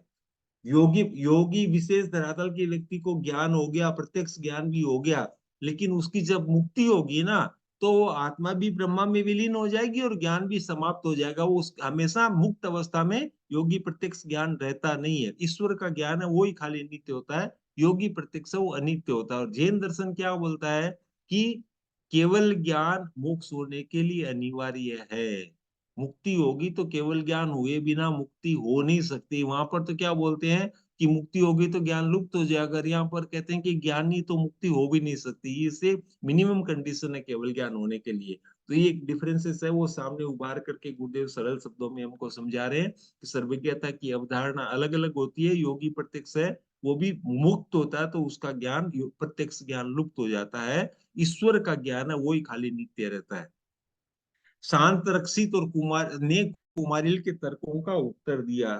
अभी ये क्या है कि ये तर्क युग था, तार्किक युग था, दार्शनिक युग था। शांत रक्षित जो थे वो बौद्ध आचार्य थे, बौद्ध धर्म के बड़े विद्वान आचार्य थे। और कुमारिल थे, कुमारिल ये अपने मीमांसक मीमांसक आचार्य थे। मीमांसक धर्म में भी, मान्यता में भी दो अलग अलग धाराएं चलती है। तो उसमें से एक एक धारा के जो फाउंडर के रूप में या ऐसा कुछ बोला जा सकता है, वो कुमारिल थे। तो कुमारिल ने अपने तर्क दिए कि भी हमारे यहाँ पर जो प्रमाण है उससे सर्वज्ञता की सिद्धि नहीं होती है, और कुछ पॉइंट रखे। तो शांत रक्षित जो थे बौद्ध थे, तो उन्होंने अपने पॉइंट दिए, उनके तर्कों का उत्तर दिया। लेकिन लेकिन शांत रक्षित के उत्तर सर्वज्ञता की सिद्धि में बहुत बहुत महत्वपूर्ण नहीं हो सकते, क्योंकि शांत रक्षित बौद्ध आचार्य थे। कुमारिल के तत्वों का तो उत्तर दे दिया, लेकिन सर्वज्ञता की सीधी नहीं कर पाए, क्योंकि वो खुद ही सर्वज्ञता को इतना स्वीकार नहीं करते हैं। अन्वयी आत्मा को स्वीकार नहीं करते हैं। आत्मा हमेशा टिके रहने वाली है। जैन धर्म के फंडामेंटल्स, आत्मा है, आत्मा नित्य है। अब आत्मा की नित्यता को स्वीकार नहीं करता है जो दर्शन, तो वो सर्वज्ञता की सिद्धि पूर्ण रूप से नहीं कर सकता है। तो ये गुरुदेव यहाँ पर बताते हैं कि सर्वज्ञता की सिद्धि में बहुत महत्वपूर्ण नहीं है। शांत रक्षित ने कुमारिल के तर्कों को तो उत्तर दे दिया, लेकिन उससे सर्वज्ञता की सिद्धि नहीं होती है। और दूसरी बात क्या बोल दी, बौद्ध दर्शन सर्वज्ञता की विरोधी में अग्रणी रहा है। विरोध कर रहे हैं सर्वज्ञता के अग्रणी। खास तौर से क्या हो गया था, भगवान महावीर और बुद्ध का काल भेद बहुत ज्यादा नहीं था, और जैनों का प्रभाव इतना ज्यादा था कि बहुत जगह क्या होता है कि जिसका प्रभाव ज्यादा तो उसी का विरोध ज्यादा किया जाता है। थोड़ा एक एक ये एक ह्यूमन टेंडेंसी होती है। तो इस तरीके से उस सर्वज्ञता का भी विरोध उस समय में बौद्ध दर्शन विशेष रूप से करता रहा था। तो उत्तरवर्ती बौद्ध आचार्यों ने सर्वज्ञता को स्वीकार किया। पहले सर्वज्ञता स्वीकार नहीं थी, बाद में बुद्धों ने कुछ सर्वज्ञता को स्वीकार भी किया। और अभी क्या हो गया, स्वीकार और अस्वीकार के मध्य में झूलता आ रहा है। कुछ बौद्ध आचार्य बोलते हैं कि सर्वज्ञ होते हैं, कुछ बोलते हैं नहीं होते हैं। क्योंकि मेन बात क्या होगी, फंडामेंटल इश्यू ये हो गया कि बौद्धों की मान्यता है आत्मा अनित्य है, सब कुछ अनित्य है। खास तौर से ये दुख के धरातल की बात है, कठिनाई की धरातल की बात है, साधना के धरातल की बात है, तो अनित्यता बहुत बड़ी बात होती है। ये अनित्य है, मतलब टिके रहने वाली नहीं है। तो तुमको क्या होगा, आलंबन मिलेगा। ये परेशानी टिके रहने वाली नहीं। दूसरी बात है, कोई अच्छी चीज होती है तो उसके ऊपर भी अनित्य है तो अहंकार नहीं आएगा। तो अहंकार भी नहीं आएगा तो वो टिके रहने वाली नहीं। इस प्रकार से बात आती है अनित्य के कंटेक्स्ट में। लेकिन सर्वज्ञता बहुत ज्यादा उसमें एस्टेब्लिश नहीं हो सकती है। तो अभी कुछ बौद्ध आचार्य उसको स्वीकार करते हैं और कुछ अस्वीकार करते हैं। सर्वज्ञत्व की सिद्धि में सर्वाधिक प्रयत्न जैन दार्शनिकों का रहा है कि जैन तो सर्वज्ञता को मानते हैं, और द्रव्य क्षेत्र काल और भाव के हिसाब से मानते हैं। तो जैन दार्शनिकों ने सर्वज्ञता को सिद्ध करने का बहुत प्रयास किया और उसकी पृष्ठभूमि के दो हेतु रहे, दो पॉइंट रहे उसके बैकग्राउंड में सर्वज्ञता के कंटेक्स्ट में। क्या कि सर्वज्ञता आत्मा का स्वभाव है, जो स्वभाव वो हमेशा साथ में रहता है। और दूसरी बात क्या बताई कि मोक्ष के लिए सर्वज्ञता अनिवार्य है, जो सर्वज्ञ नहीं है वो मोक्ष कभी भी नहीं जा सकता है। बौद्ध दार्शनिक धर्म कीर्ति ने सर्वज्ञता का खंडन किया। बहुत जैसे बात बात आई ना पहले भी कि ठीक है, अलग अलग आचार्य थे उसको मानते नहीं थे बौद्ध आचार्य, तो आचार्य धर्म कीर्ति का उदाहरण यहाँ पर दिया जा रहा है कि उन्होंने सर्वज्ञता का खंडन किया और उसका उत्तर हरिभद्र ने दिया। हरिभद्र भी जैन दर्शन के बहुत प्रखंड विद्वान हो गए थे और तर्क में इतने उत्कृष्ट उनके तर्क होते थे, तो हरिभद्र ने उनका जवाब दिया।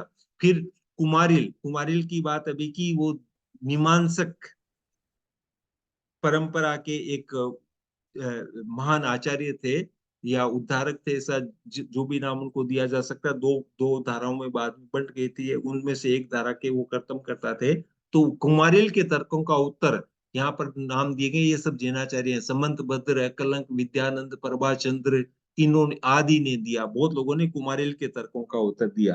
हरिभद्र ने जो है वो बौद्ध दार्शनिक जो थे अपने क्या बोलते हैं धर्म कीर्ति जी, उनके तर्क का उत्तर दिया। तो ये सब तर्क वितर्क चलते रहे हिस्टोरिकल कंटेक्स्ट में। अब यहाँ पर इसको समापन की तरफ इस बात को ले जाते हुए गुरुदेव फरमाते हैं कि हम तर्क जाल को सीमित करना चाहें तो नंदी का ये सूत्र पर्याप्त होता है। तर्क जाल ये सारा हो गया, किसने क्या बात कही क्या नहीं कही। अभी नेट रिजल्ट क्या हो गया कि नंदी सूत्र का ये सूत्र पर्याप्त है कि ज्ञान आत्मा का स्वभाव है। ये नंदी सूत्र आगम में, आगम भगवान की वाणी, तो हम आगम के आधार पर कहीं पर भी कोई भी डिबेट होती है, तत्व या चर्चा होती है, तो उसमें क्या होता है, कौन व्यक्ति क्या बात कहता है वो महत्वपूर्ण नहीं, उसका फैसला कौन करेगा, आगम में कहाँ पर लिखा है उस दृष्टि से फैसला करेगा। आगम में ये बात आई है तो वो उसकी बात स्वीकार की जाएगी, आगम में वो बात नहीं तो उसकी बात स्वीकार नहीं की जाएगी।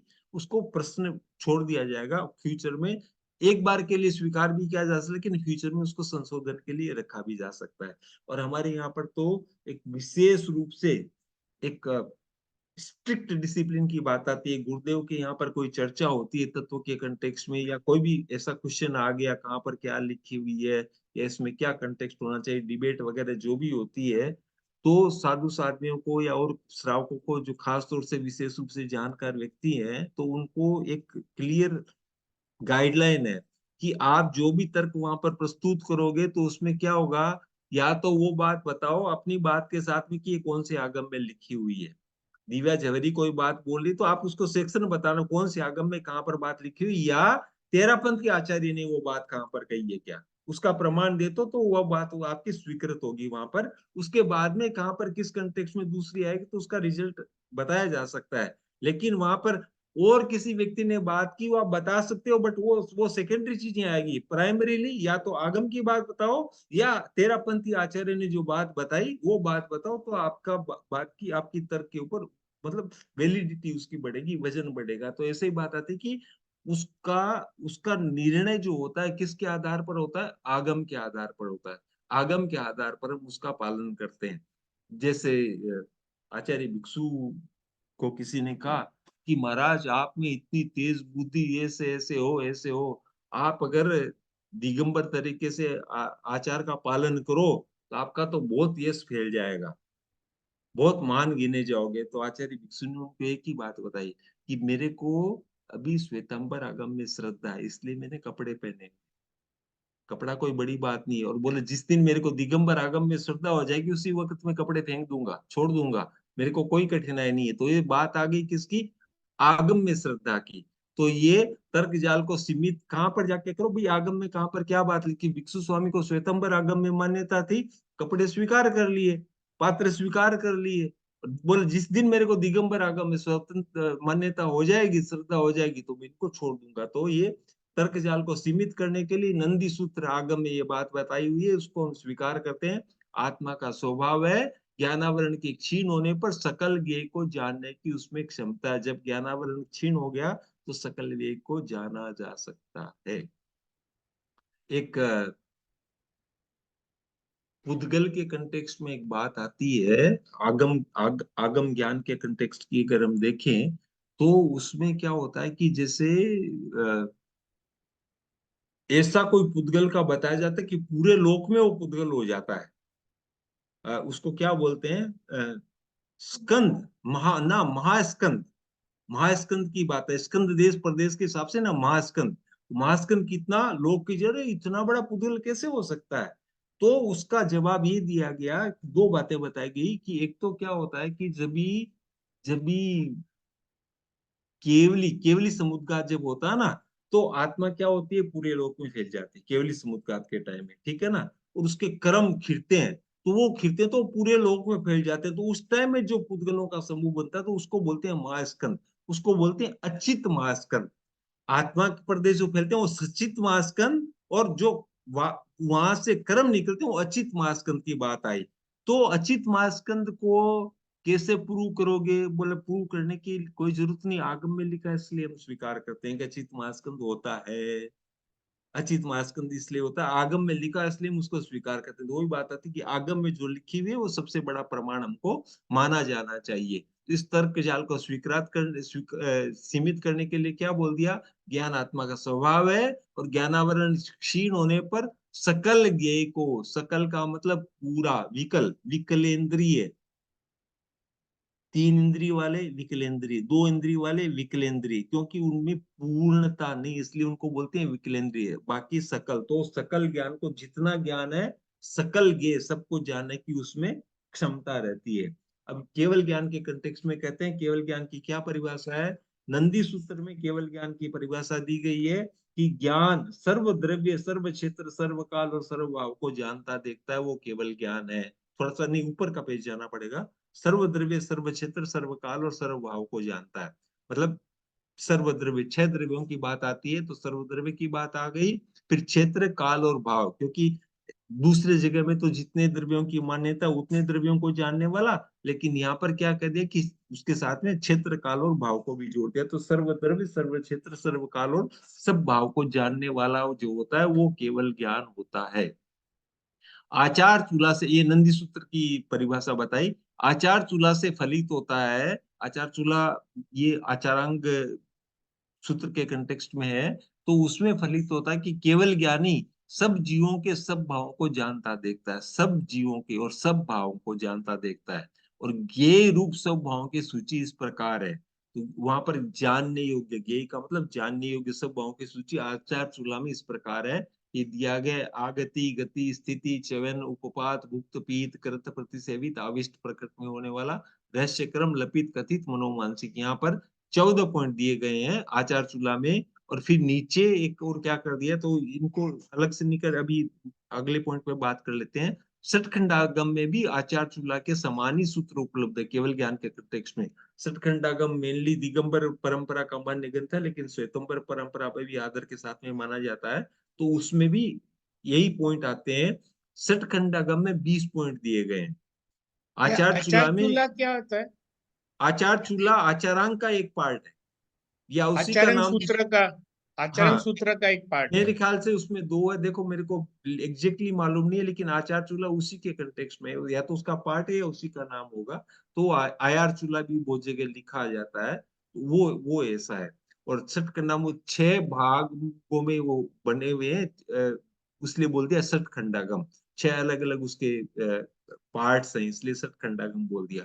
तो उसमें उसमें 20 पॉइंट बताए हैं सर्वज्ञता के लिए, केवल ज्ञान के लिए। अब एक पॉइंट है कि यहाँ पर तो ऊपर अ, आचार चूल्हा के 14 पॉइंट बताए और नीचे की लिस्ट में 17 पॉइंट बताए हैं। तो नीचे 3 पॉइंट ऐड कर दिए, सर्वलोक, सर्वजीव और सर्वभाग, इस कंटेक्स्ट में 17 हो गए। और यहाँ पर 20 बताए, तो 14, 17 और 20 में भी बहुत ज्यादा डिसिमिलरिटी नहीं है, कहीं पर एक दो पॉइंट एक्स्ट्रा उसको एक्सप्लेन करने के तरीके से बताया गया है, और काफी तो वर्ड टू वर्ड ही कॉमन है। तो इसमें जैसे बताया, आगति, आगति का मतलब आना, गति का मतलब जाना, आगति का मतलब आना।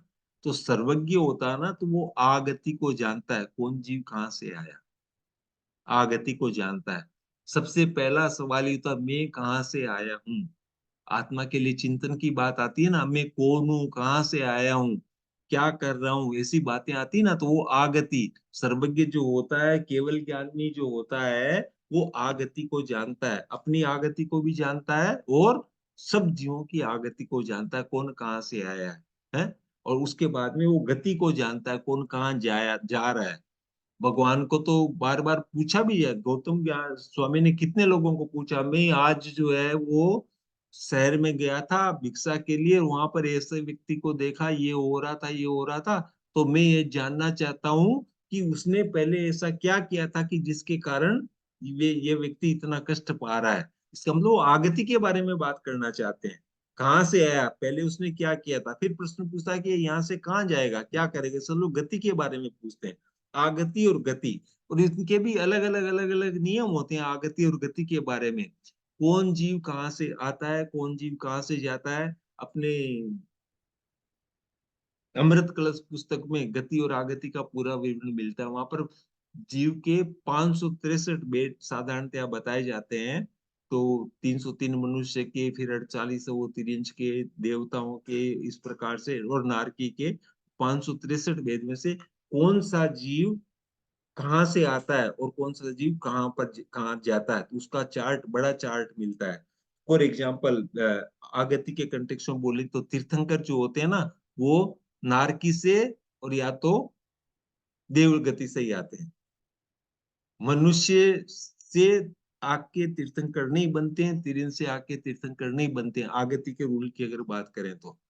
अवसर्पिणी काल में तीर्थंकर देव गति से ही आते हैं, अवसर्पिणी काल में नरक गति से भी नहीं आते हैं। तो इस प्रकार से आगति के बारे में सारी जानकारी होती है, आयरचूला में बताया गया है। तो केवल ज्ञानी जो होता है वो आगति को जानता है। दूसरी बात है, गति को जानता है, कहाँ जाएगा, कैसी गति करेगा। गति के कंटेक्स्ट में बात करेंगे तो एक जीव एक जगह से निकल करके दूसरी जगह अगर जाता है, तो वो कुछ जीव ऋजु गति से जाते हैं, कुछ जीव वक्र गति से जाते हैं।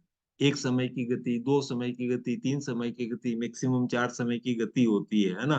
बीच में कभी आहार करता है, कभी आहार नहीं करता है, तो आहारक और अनाहारक, इस प्रकार से गति का विवरण आता है, कौन सी गति में जाता है, क्या करता है। तो गति को जानता है, आगति को जानता है। सर्वज्ञता के कंटेक्स्ट में स्थिति, आ गया, कितने काल तक रुकेगा यहाँ पर, कितना उसका आयुष्य है ना, तो वो स्थिति की बात आ गई। च्यवन, च्यवन का मतलब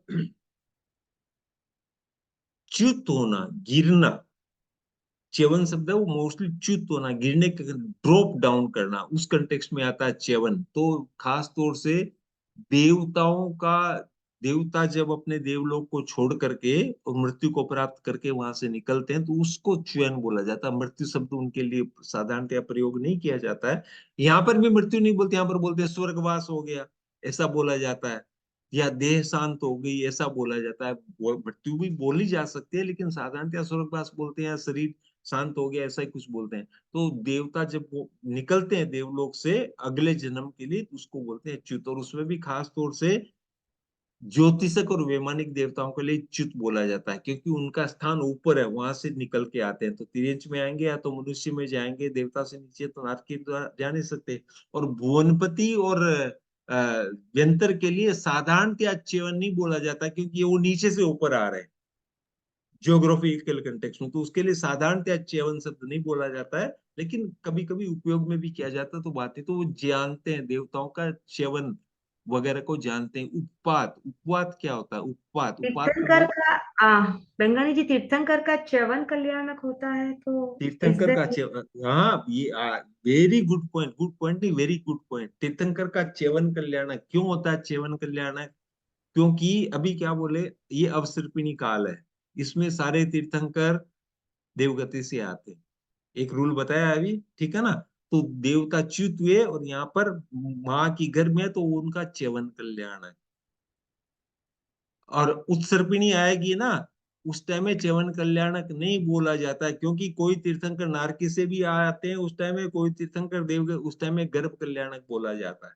शब्द जो है, लिटरल मीनिंग दोनों का एक ही होता है, कोई डिफरेंस नहीं। अभी भी गर्भ कल्याणक बोल दें, और अभी भी दिगंबर परंपरा में प्राय अभी भी गर्भ कल्याणक बोला जाता है। बट बिकॉज अवसर्पिणी काल में ऊपर से देव गति से आते, तो इसलिए उसको बोलते हैं च्यवन कल्याणक।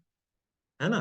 तो वही च्यवन उसको जानते हैं। उपपात, उपपात होता है जन्म, जन्म का एक प्रकार होता है, जिससे देवताओं का और नारकी के जीवों का जन्म जो होता है वो, और उसमें एक कंडीशन क्या है उपपात में, कि बिना गर्भ के, मतलब नर और मादा के संयोग के बिना। और वो तो और भी जीवों का होता है, खाली यहाँ पर दो के कंटेक्स्ट में बात आ रही है, नर मादा के संयोग के बिना। वो तो चींटी के लिए भी नर मादा का संयोग की जरूरत नहीं है ना। और या तो वनस्पति के लिए भी नर मादा के संयोग की जरूरत नहीं, लेकिन यहाँ पर जो बात आई बिना गर्भ के, और दूसरी बात है कि वो अंतःमुहूर्त में अपना पूर्ण स्वरूप को पूरे शरीर को, मतलब युवा जैसा होता है, फुल बॉडी का सब लेवल आ जाता है। मनुष्य जो होता है वो क्या होता है, गर्भ को धारण करता है, छोटा छोटा छोटा ग्रेजुअली बढ़ता है। 9 महीने तो पेट में रह के भी ग्रेजुअली बढ़ता है, उसके बाद में शरीर उसका बड़ा होने के बाद में भी ग्रेजुअली बढ़ता है, अंदर में भी और बाहर में भी। वहां पर न तो अंदर में रहने की तो जरूरत नहीं, क्योंकि गर्भ की जरूरत ही नहीं है। और वो जन्मा और अंत मुहूर्त में क्या हो गया, पूर्ण अपने पूर्ण विकास को प्राप्त कर लेता है। तो उस प्रकार का जन्म जिसका होता है उसको बोलते हैं उपपात। भुक्त, भुक्त का मतलब खाया हुआ, क्या खाया था, पता ही नहीं होता है क्या खाया था। डॉक्टर पूछता है बीमार हो गए तो पूछता है क्या खाया था, तब पता है, याद आता है कि नहीं नहीं वो तो बीकानेर वाले में चले गए थे, थोड़ा एक्स्ट्रा तड़का डाल के कुछ लाने के लिए बोल दिया था या व्हाटएवर। लेकिन भुक्त का मतलब खाया हुआ, पीत का मतलब पिया हुआ, कृत का मतलब किया हुआ, प्रतिसेवित सेवन किया हुआ, बार बार सेवन किया होगा। ये साधारणतः दोष के कंटेक्स्ट में आता है प्रतिसेवना, कुछ अगर हमने दोष का सेवन किया। ऐसे धर्म के कंटेक्स्ट में भी कभी कभी प्रतिसेवन की बात आती है। आसेवन, मेनली आसेवन, सेवन किया हुआ, तुमने उसको यूज किया है, उस प्रकार की प्रवृत्ति की है, ऐसा बोला जाता है। अविष्कर्म, अविष्कर्म का मतलब होता है ओपनली कोई काम आपने किया हो तो, प्रकट रूप में किया। रहस्य कर्म का मतलब छुप करके कोई किया हो तो। लपित का मतलब होता है बोला हुआ शब्द अगर बोले जाते हैं तो। कथित का मतलब कहा हुआ। अब लपित और कथित में भी टेक्निकली थोड़ा डिफरेंस होगा। और यहाँ पर भी क्या है कि ये ऊपर 14 पॉइंट लिखे हैं, यहाँ पर नीचे 17 पॉइंट लिखे हैं, आगे सटकंडागा में 20 लिखे हैं, कहीं पर और ज्यादा इसका विस्तार मिल जाएगा। किस अपेक्षा से बात बताइए, वो बात है कि आयत चूला में क्या कहते हैं कि केवल ज्ञानी जो है वो इन इन चीजों को जानता है, लपित को जानता है, कथित को जानता है, मनोमानसिक भावों को जानता है, मन में उनके क्या भाव, उन भावों को जानता है। सादा अभी देखिए बहुत सी चीजें क्या हो गई, मन के भाव तो अवधि मनोप्रयोग ज्ञानी भी जान सकता है ना, लेकिन बाकी चीजें मन प्रयोग ज्ञानी नहीं जानेगा। यहाँ पर सर्वलोक की बात आएगी, वो मन प्रयोग ज्ञानी नहीं जानेगा, है ना। तो इसका मतलब केवल ज्ञान में और उसमें फर्क आ गया। कथित, वो तो श्रुत ज्ञानी वो भी कथित को जान सकता है, जितना कहा हुआ उतना तो श्रुत ज्ञानी को भी याद होता है। तो कथित को जानने वाला श्रुत ज्ञानी भी हो गया, लेकिन वो सर्व भावों को नहीं जानता है। तो इस प्रकार से किस कंटेक्स्ट में बात कही जाती है, उपपात और च्यवन को जानने वाले बहुत मिल जाएंगे, लेकिन मेन जो बात आ रही है कि इन भावों को जानता है, उसके साथ साथ में कथित लपित मनोमानसिक भाव के साथ में सर्व लोक को जानता है, सर्व जीव को जानता है, सब भावों को जानता है। ये केवल ज्ञान की परिभाषा आयात चूला में दी गई। उसके बाद में सठ खंडागा में भी कम बेसी रूप में यही बातें बताइए, उसके साथ में कुछ दो तीन बातें, जैसे बंद 5, 6 और 7 ये पॉइंट थोड़ा सा अलग दे दिए थे, इसमें एक आधा का और भी फर्क हुआ। बंद होता है, अब बंद कर्मों के बंद की बात आती है, फिर प्रकृति स्थिति अनुभाग और प्रदेश बंद की बात आती है, अलग अलग स्टेज आती है, इसने किन कर्मों का बंधन किया था, क्या किया था, उसको जानता है। मोक्ष, उससे कैसे मुक्ति होगी उसको जानता है। रिद्धि, अलग अलग प्रकार की रिद्धियां होती है उनको जानता है। अनुभाग, ये अनुभाग तर्क ये भी उसमें आयत चूला की लिस्ट में नहीं है, लेकिन सतकंडागम की लिस्ट में है। प्रकृति स्थिति अनुभाग की जो बात आई, तर्क को जानता है, कल को जानता है। तो इस प्रकार से अलग तरीके से ये बातें बताई है कि आयात चूला में और सतखंडागम में केवल ज्ञान की परिभाषा और केवल किन किन चीजों को जानता है वो बात बताई है। वास्तव में केवली किसको जानता है, एक्चुअली अपनी आत्मा को जानता है निश्चय के कंटेक्स्ट में, और व्यवहार के कंटेक्स्ट में किसको जानता है, व्यवहार के कंटेक्स्ट में सबको जानता है। अब आगे क्या कहते हैं कि केवली मित और अमित दोनों को जानता है। अमित का मतलब हमारे अमित जी वेद है, उनको उनको जानते हो, केवली जानते हैं अलग बात है, कि मित का मतलब सीमित, अमित का मतलब बिना सीमा के, सबको जानता है। कुछ चीजें होती है सीमित होती है, कुछ चीजें होती है जो सीमित नहीं होती है। लोक है, सीमित है, ठीक है ना। तो लोग को जानते हैं। एक सिंपल एग्जांपल हो गया, नरक है, सीमित है ना। जो भी मित है, बस मित और अमित दोनों को जानता है, केवल ये मित और अमित को जानता है। अमित को जानता है नंदी आदि उत्तरवर्ती सूत्र ग्रंथों का वक्तव्य। कितने ग्रंथों में लिखा कि अमित को जानता है, सबको बिना सीमा के जानता है, कोई उसकी सीमा नहीं है। मित का मतलब लिमिटेशन, अमित का मतलब कोई लिमिटेशन नहीं, तो अमित को जानता है। ये नंदी आदि उत्तरवर्ती सूत्र का मंतव्य है, और केवल मित को जानता है। इसकी व्याख्या आचार्य चूला के उपसंदर्भ में स्पष्ट होती है।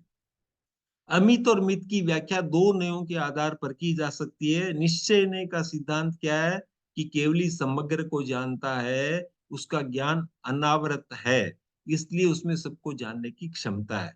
तो वो क्या हो गया कि सबको जानने की क्षमता है, वो एक एक बात आ गई। व्यवहार नय के आधार पर किया जा सकता है कि केवली मित को जानता है, जिस समय जितना प्रयोजनीय उतना ही जानता है, जितनी उसको जानने की जरूरत है। निश्चय के हिसाब से अलग अलग अलग लेवल हो गया। और व्यवहार क्या बोलता है कि सीमित को जानता है, जितना प्रयोजन है उतना को जानता है। अभी मित और अमित के कंटेक्स्ट में जो बात आ गई, अभयदेव सूरी, और ये अभयदेव सूरी भी गजब के आचार्य है। इतनी प्रबल बुद्धि के धनी, टीकाकार, 9 अंगों की टीका कर दी उन्होंने, कमेंट्री, अंग अंग मतलब आगम, 9 अंग आगम के ऊपर उन्होंने कमेंट्री टीका कर दी, इसलिए इनको नवांगी टीकाकार बोलते हैं। तो उन्होंने बोल दिया क्या कि ये मित और अमित का उदाहरण दे के समझा, तो वैसा हमको समझ में नहीं आता है मित और अमित की बात। तो उन्होंने उदाहरण दे के क्या बताया कि अमित वनस्पति, अमित अनंत होती है, जीव वनस्पति के जीव, इसलिए अमित। पृथ्वी अमित, क्योंकि पृथ्वी का एक जीव है, कोई लिमिटेशन नहीं है, असंख्य है, फिर भी अमित। इस प्रकार से ये उदाहरण के लिए पृथ्वी, वनस्पति, जीव द्रव्य, कितने जीव है, अनंत जीव है, तो जीव द्रव्य सारे क्या हो गए, ये अमित हो गए। तो उनको जानता है केवली, इसलिए अभय देव सूर्य ने कह दिया कि जहां पर अमित को जानता है लिखा, आप इन चीजों को जानता है ऐसा समझ लो, तो आपको समझ में आएगा कि अमित को जानता है। और अमित को जानने के बाद में फिर मित को जानता है। कैसे बोलेंगे, अमित को जान लिया तो मित को जानने की बात क्या आएगी, तो बोले ये व्यवहार न्याय के आधार के ऊपर है। अमित को जानता तो फिर मित को जानेगा, व्यवहार न्याय के आधार पर ये बात आई है। इस कंटेक्स्ट में इसको समझना चाहिए, क्योंकि लिमिटेड चीजों को जानता है। गर्भज मनुष्य है, वो क्या है, मित। कितने मनुष्य हैं, गर्भज मनुष्य तो लिमिटेड ही हो गए ना, ऐसे ही जीव द्रव्य, उस कंटेक्स्ट में बात आ गई, तो ये लिमिटेड चीजें आ गई उसके। जीव द्रव्य, तो जीव द्रव्य का मित और अमित दोनों में लिखा है यहाँ पर। जीव द्रव्य मतलब 6 द्रव्यों की बात करोगे तो जीव द्रव्य की बात आ गई मित में, और जीवों की, अनंत जीवों की बात करोगी तो अमित में आ गए। तो अलग अलग अपेक्षा से केवली मित और अमित दोनों को जानता है, इस प्रकार से इसको समझना चाहिए। मित की व्याख्या व्यवहार के आधार पर, और अमित की व्याख्या किस आधार के ऊपर कर दी, अमित की व्याख्या जो वो निश्चय के आधार के ऊपर कर दी। जो मूर्त और अमूर्त सब द्रव्यों को, इसको समराइज करते हैं, मूर्त और अमूर्त दोनों को, सब द्रव्यों को सर्वथा, सर्वत्र, सर्वकाल में जानता देखता, वो केवल ज्ञान है। केवल ज्ञान के अलग अलग लेवल बताए गए। सर्वकाल में, सर्व क्षेत्र में, सर्व देश में जानता, वो केवल ज्ञान है। केवल ज्ञान एक्चुअली क्या, वो सहज होता है, उसके लिए कोई प्रयत्न नहीं करना पड़ता है। बाकी के ज्ञान के लिए प्रयत्न करना पड़ता है। अभी यहाँ पर जैसे बोला जाता है कि केवली भी उपयोग लगाता है, उपयोग लगाता है, लेकिन उपयोग लगाने में उसको मेहनत करने की जरूरत नहीं होती है। दूसरी बात क्या हो गई कि केवल ज्ञान जो है ना, उसका उसका काल है वो समय, एक समय। और बाकी के ज्ञान का मिनिमम काल की जो बात आती है ना, वो है अंतर्मुहूर्त। तो इसका मतलब क्या, अंतर्मुहूर्त में क्या होता है, अंतर्मुहूर्त में मिनिमम 2 समय से लेके असंख्य समय लग जाते हैं अंतर्मुहूर्त में। छोटा सा भी अंतर्मुहूर्त हो तो उसमें भी असंख्य समय लग जाते हैं, ब्लिंक करने में भी असंख्य समय लग जाते हैं। तो उसमें क्या होता है कि उसमें वो जो माइन्यूट पॉइंट होते हैं ना, उसको वो ग्रहण नहीं कर सकते हैं दूसरे ज्ञान वाले। अंतर्मुहूर्त का उसका मिनिमम रिक्वायरमेंट होती है, तो वो माइन्यूट पॉइंट को ग्रहण नहीं कर सकते। केवल ज्ञान वाले माइन्यूट पॉइंट को भी ग्रहण कर सकते हैं, इस प्रकार से बात आती है। इसका एक उदाहरण ये दिया जाता है कि भगवान महावीर का उदाहरण था आगमों में पढ़ने में, कि भगवान महावीर जब देव गति से निकल के और मनुष्य गति में आने वाले थे, माँ के गर्भ में आने वाले थे, तब उनको पता था कि मैं जाऊंगा। ठीक है, वो भविष्य को जानते थे। ठीक है, और जब आ गए तब भी उनको पता था कि मैं आ गया हूँ, कहाँ से आया हूँ वो पता था, ठीक है, आ गया हूँ। लेकिन आने का जो काल था वो पता नहीं था कि वो काल इतना छोटा होता है, वो काल अवधि ज्ञान का विषय नहीं। मतलब एक काल की बात है, वो जो जानते हैं ना वो वंश को जानते हैं, असंख्य समय वाले में घटना होने वाली उसको जानते हैं, कि इतने खंड में इतनी बड़ी घटना होगी उसको जानते हैं, वो दूसरे ज्ञान का विषय होगा। केवल ज्ञान का विषय क्या है, वो प्रत्येक समय वाले को जानता है, इसलिए वो ज्यादा फाइन है, ज्यादा सूक्ष्म होता है इस प्रकार से। तो वो कहाँ से आए मालूम है, कहाँ जाएंगे वो भी मालूम है, कब अब आ रहा हूं अब आया, वो पर्टिकुलर जो कट ऑफ का पॉइंट है ना, वो इतना फाइन पॉइंट है, उनको जानकारी में नहीं रहता है। दूसरी बात है कि मूर्त और अमूर्त खाली कुछ बाकी के ज्ञान होते हैं, सारे के सारे ज्ञान बाकी के चार ज्ञान के कंटेक्स्ट में बात करें तो खाली मूर्त को ही जानते हैं। केवल ज्ञान है वो मूर्त और अमूर्त दोनों को जानते हैं, तो सर्वथा सर्वत्र सर्वकाल और सर्व भाव में जानता देखता है। तो आचार्य कुंतकुंड ने क्या किया कि इस निश्चय नय के आधार के ऊपर, व्यवहार नय के आधार पर केवल ज्ञान की परिभाषा की, और वृहत्कल्प भाष्य में केवल ज्ञान के 5 लक्षण, कोई भी वस्तु होती है तो उसका लक्षण बताया जाता है, सिम्टम्स क्या है। बीमारी होती है तो डॉक्टर के पास में जाते हैं तो पूछते हैं उसको, तो बोला खांसी आ रही है, कफ निकल रहा है, या बुखार हो, वट जो भी होते हैं उसके लक्षण बताए जाते हैं। तो ये केवल ज्ञान है या मन प्रिय ज्ञान है या श्रुत ज्ञान है, कौन सा है, इसके लक्षण क्या है, इसके सिम्टम्स क्या है। तो वृहत्कल्प भाष्य में केवल ज्ञान के 5 लक्षण बता दिए, बहुत किए जा सकते हैं, कहीं पर 4 बातें बताएगी, कहीं पर 2 बातें बताएगी, वृहत्कल्प भाष्य में 5 बातें बताई गई है। वो असहाय है, इसका मतलब ये नहीं कि उसको कोई सहायता नहीं करता, इसका मतलब भी उसको किसी प्रकार के सहायता की जरूरत नहीं है। साधारण बोले मैं तो असहाय हूँ, असहाय होना कोई दुर्बलता का लक्षण नहीं है। अगर आप में हर्ष, क्षमता हो, मेरे मेरे को हम सहायता की जरूरत ही नहीं है, तो क्षमा असहाय हो चाहता हूँ, गया जी। राजेंद्र जी, क्षमा चाहता हूँ, जी, इसको सिम्टम्स बोलते हैं कि प्रॉपर्टीज? प्रॉपर्टीज तो गुण बोलते हैं, लक्षण का मतलब डेफिनेशन, उसको हाउ यू डिफाइन। लक्षण का मतलब तार्किक कंटेक्स्ट में लक्षण का मतलब गुण, इसके लक्षण बांध दिए तो सिम्टम हो गया, और प्रॉपर्टीज है वही सिम्टम्स होंगे। प्रॉपर्टीज और अलग भी हो सकती है, लेकिन ये सम ऑफ द प्रॉपर्टीज के द्वारा उसको आइडेंटिफाई किया जाता है ऐसे। लक्षण का मतलब generally define, how do you define that, ऐसे करने से उसको लक्षण बोलते हैं। अभी इसके लक्षण बनाइए, कोई भी बात आपको कहनी तो इसके लक्षण बताइए, try to define what you are saying, ऐसे समराइज करो, इस कंटेक्स्ट में बोलते हैं लक्षण। तो एसआई केवल ज्ञान होता है, वो एसआई होता है, इसका मतलब ये नहीं कि उसको कोई सहायता नहीं मिलती, उसको सहायता की जरूरत ही नहीं होती, वो ऐसा है। बहुत बार क्या होता है कि मतलब एक एक दृष्टि की बात होती है, ये विद्वान लोग होते हैं, इनकी दृष्टि अलग ही होती है। ऐसा है, मैं साधारणतः बोलते कि ये तो बेचारा आदमी, इसको कोई सहायता करने वाला नहीं है, ऐसी बात आ जाती है। तो वो चीज सही नहीं है। जैसे एक 12 भावना में एक आती है एकत्व भावना, है ना, मैं अकेला हूँ, एकत्व भावना। ये मैं अकेला हूँ, इसका मतलब दोनों तरीके से इसको ले सकते हो, मेरा तो कोई करने वाला ही नहीं है, मैं अकेला ही हूँ। दूसरा, मेरे को किसी की जरूरत ही नहीं है, मैं अकेला ही पर्याप्त हूँ, मेरे को और कोई की जरूरत नहीं, एक बात ये होगी। दूसरी बात ये है, और एक हिट करने वाली बात बता दी एक व्यक्ति ने, कि आप बोलते हो मैं अकेला हूँ, आप साथ की बात करोगे, एक साथ में बात करोगे, कोई साथ देने वाला नहीं है, साथ साथ साथ में कौन जन्मते हैं, बोले आगे की बातें बाद में करेंगे। कुकर सुकर ये एक साथ में 5 5 10 10 पैदा होते हैं एक साथ में, आपको वैसा साथ चाहिए? ज्यादा निगोद में एक साथ में ज्यादा जन्मते हैं, वैसा साथ चाहिए? साथ में जन्मेंगे साथ में मरेंगे, एक साथ वैसा साथ चाहिए? वो स्वभाव ही नहीं है। तो साथ की बात सोचो ही नहीं, अकेला होना तो गुण है, सिंह अकेला ही होता है, अकेला होना गुण है, अकेला होना कोई कमी नहीं है, उसको कमी मत समझिए। और अगर साथ की बात करोगे तो सारे एक ही साथ में पैदा हो गए, कौन पिता होगा, कौन माता होगा, कौन भाई होगा बड़ा होगा, कौन छोटा होगा, व्यवहार कैसे निभेगा, सारे एक साथ में पैदा हो गए तो। मरने की बात करोगे तो क्या तुम चाहोगे कि तुम्हारे साथ में बाकी के सारे परिवार के मर जाए? तो ये अकेला होना ये वरदान है, अकेला होना अभिशाप नहीं है। This is not not a कोई ऐसे अभिशाप की बात नहीं है, वरदान है अकेला होना। तो ये किस कंटेक्स्ट में आदमी उसको समझता है वो बात आती है। एकत्व भावना में इस प्रकार की बातें बताई जाती है। एकत्व की बात करोगे तो अकेला होना अच्छा है, कैपेबिलिटी के ऊपर भरोसा होता है उसका।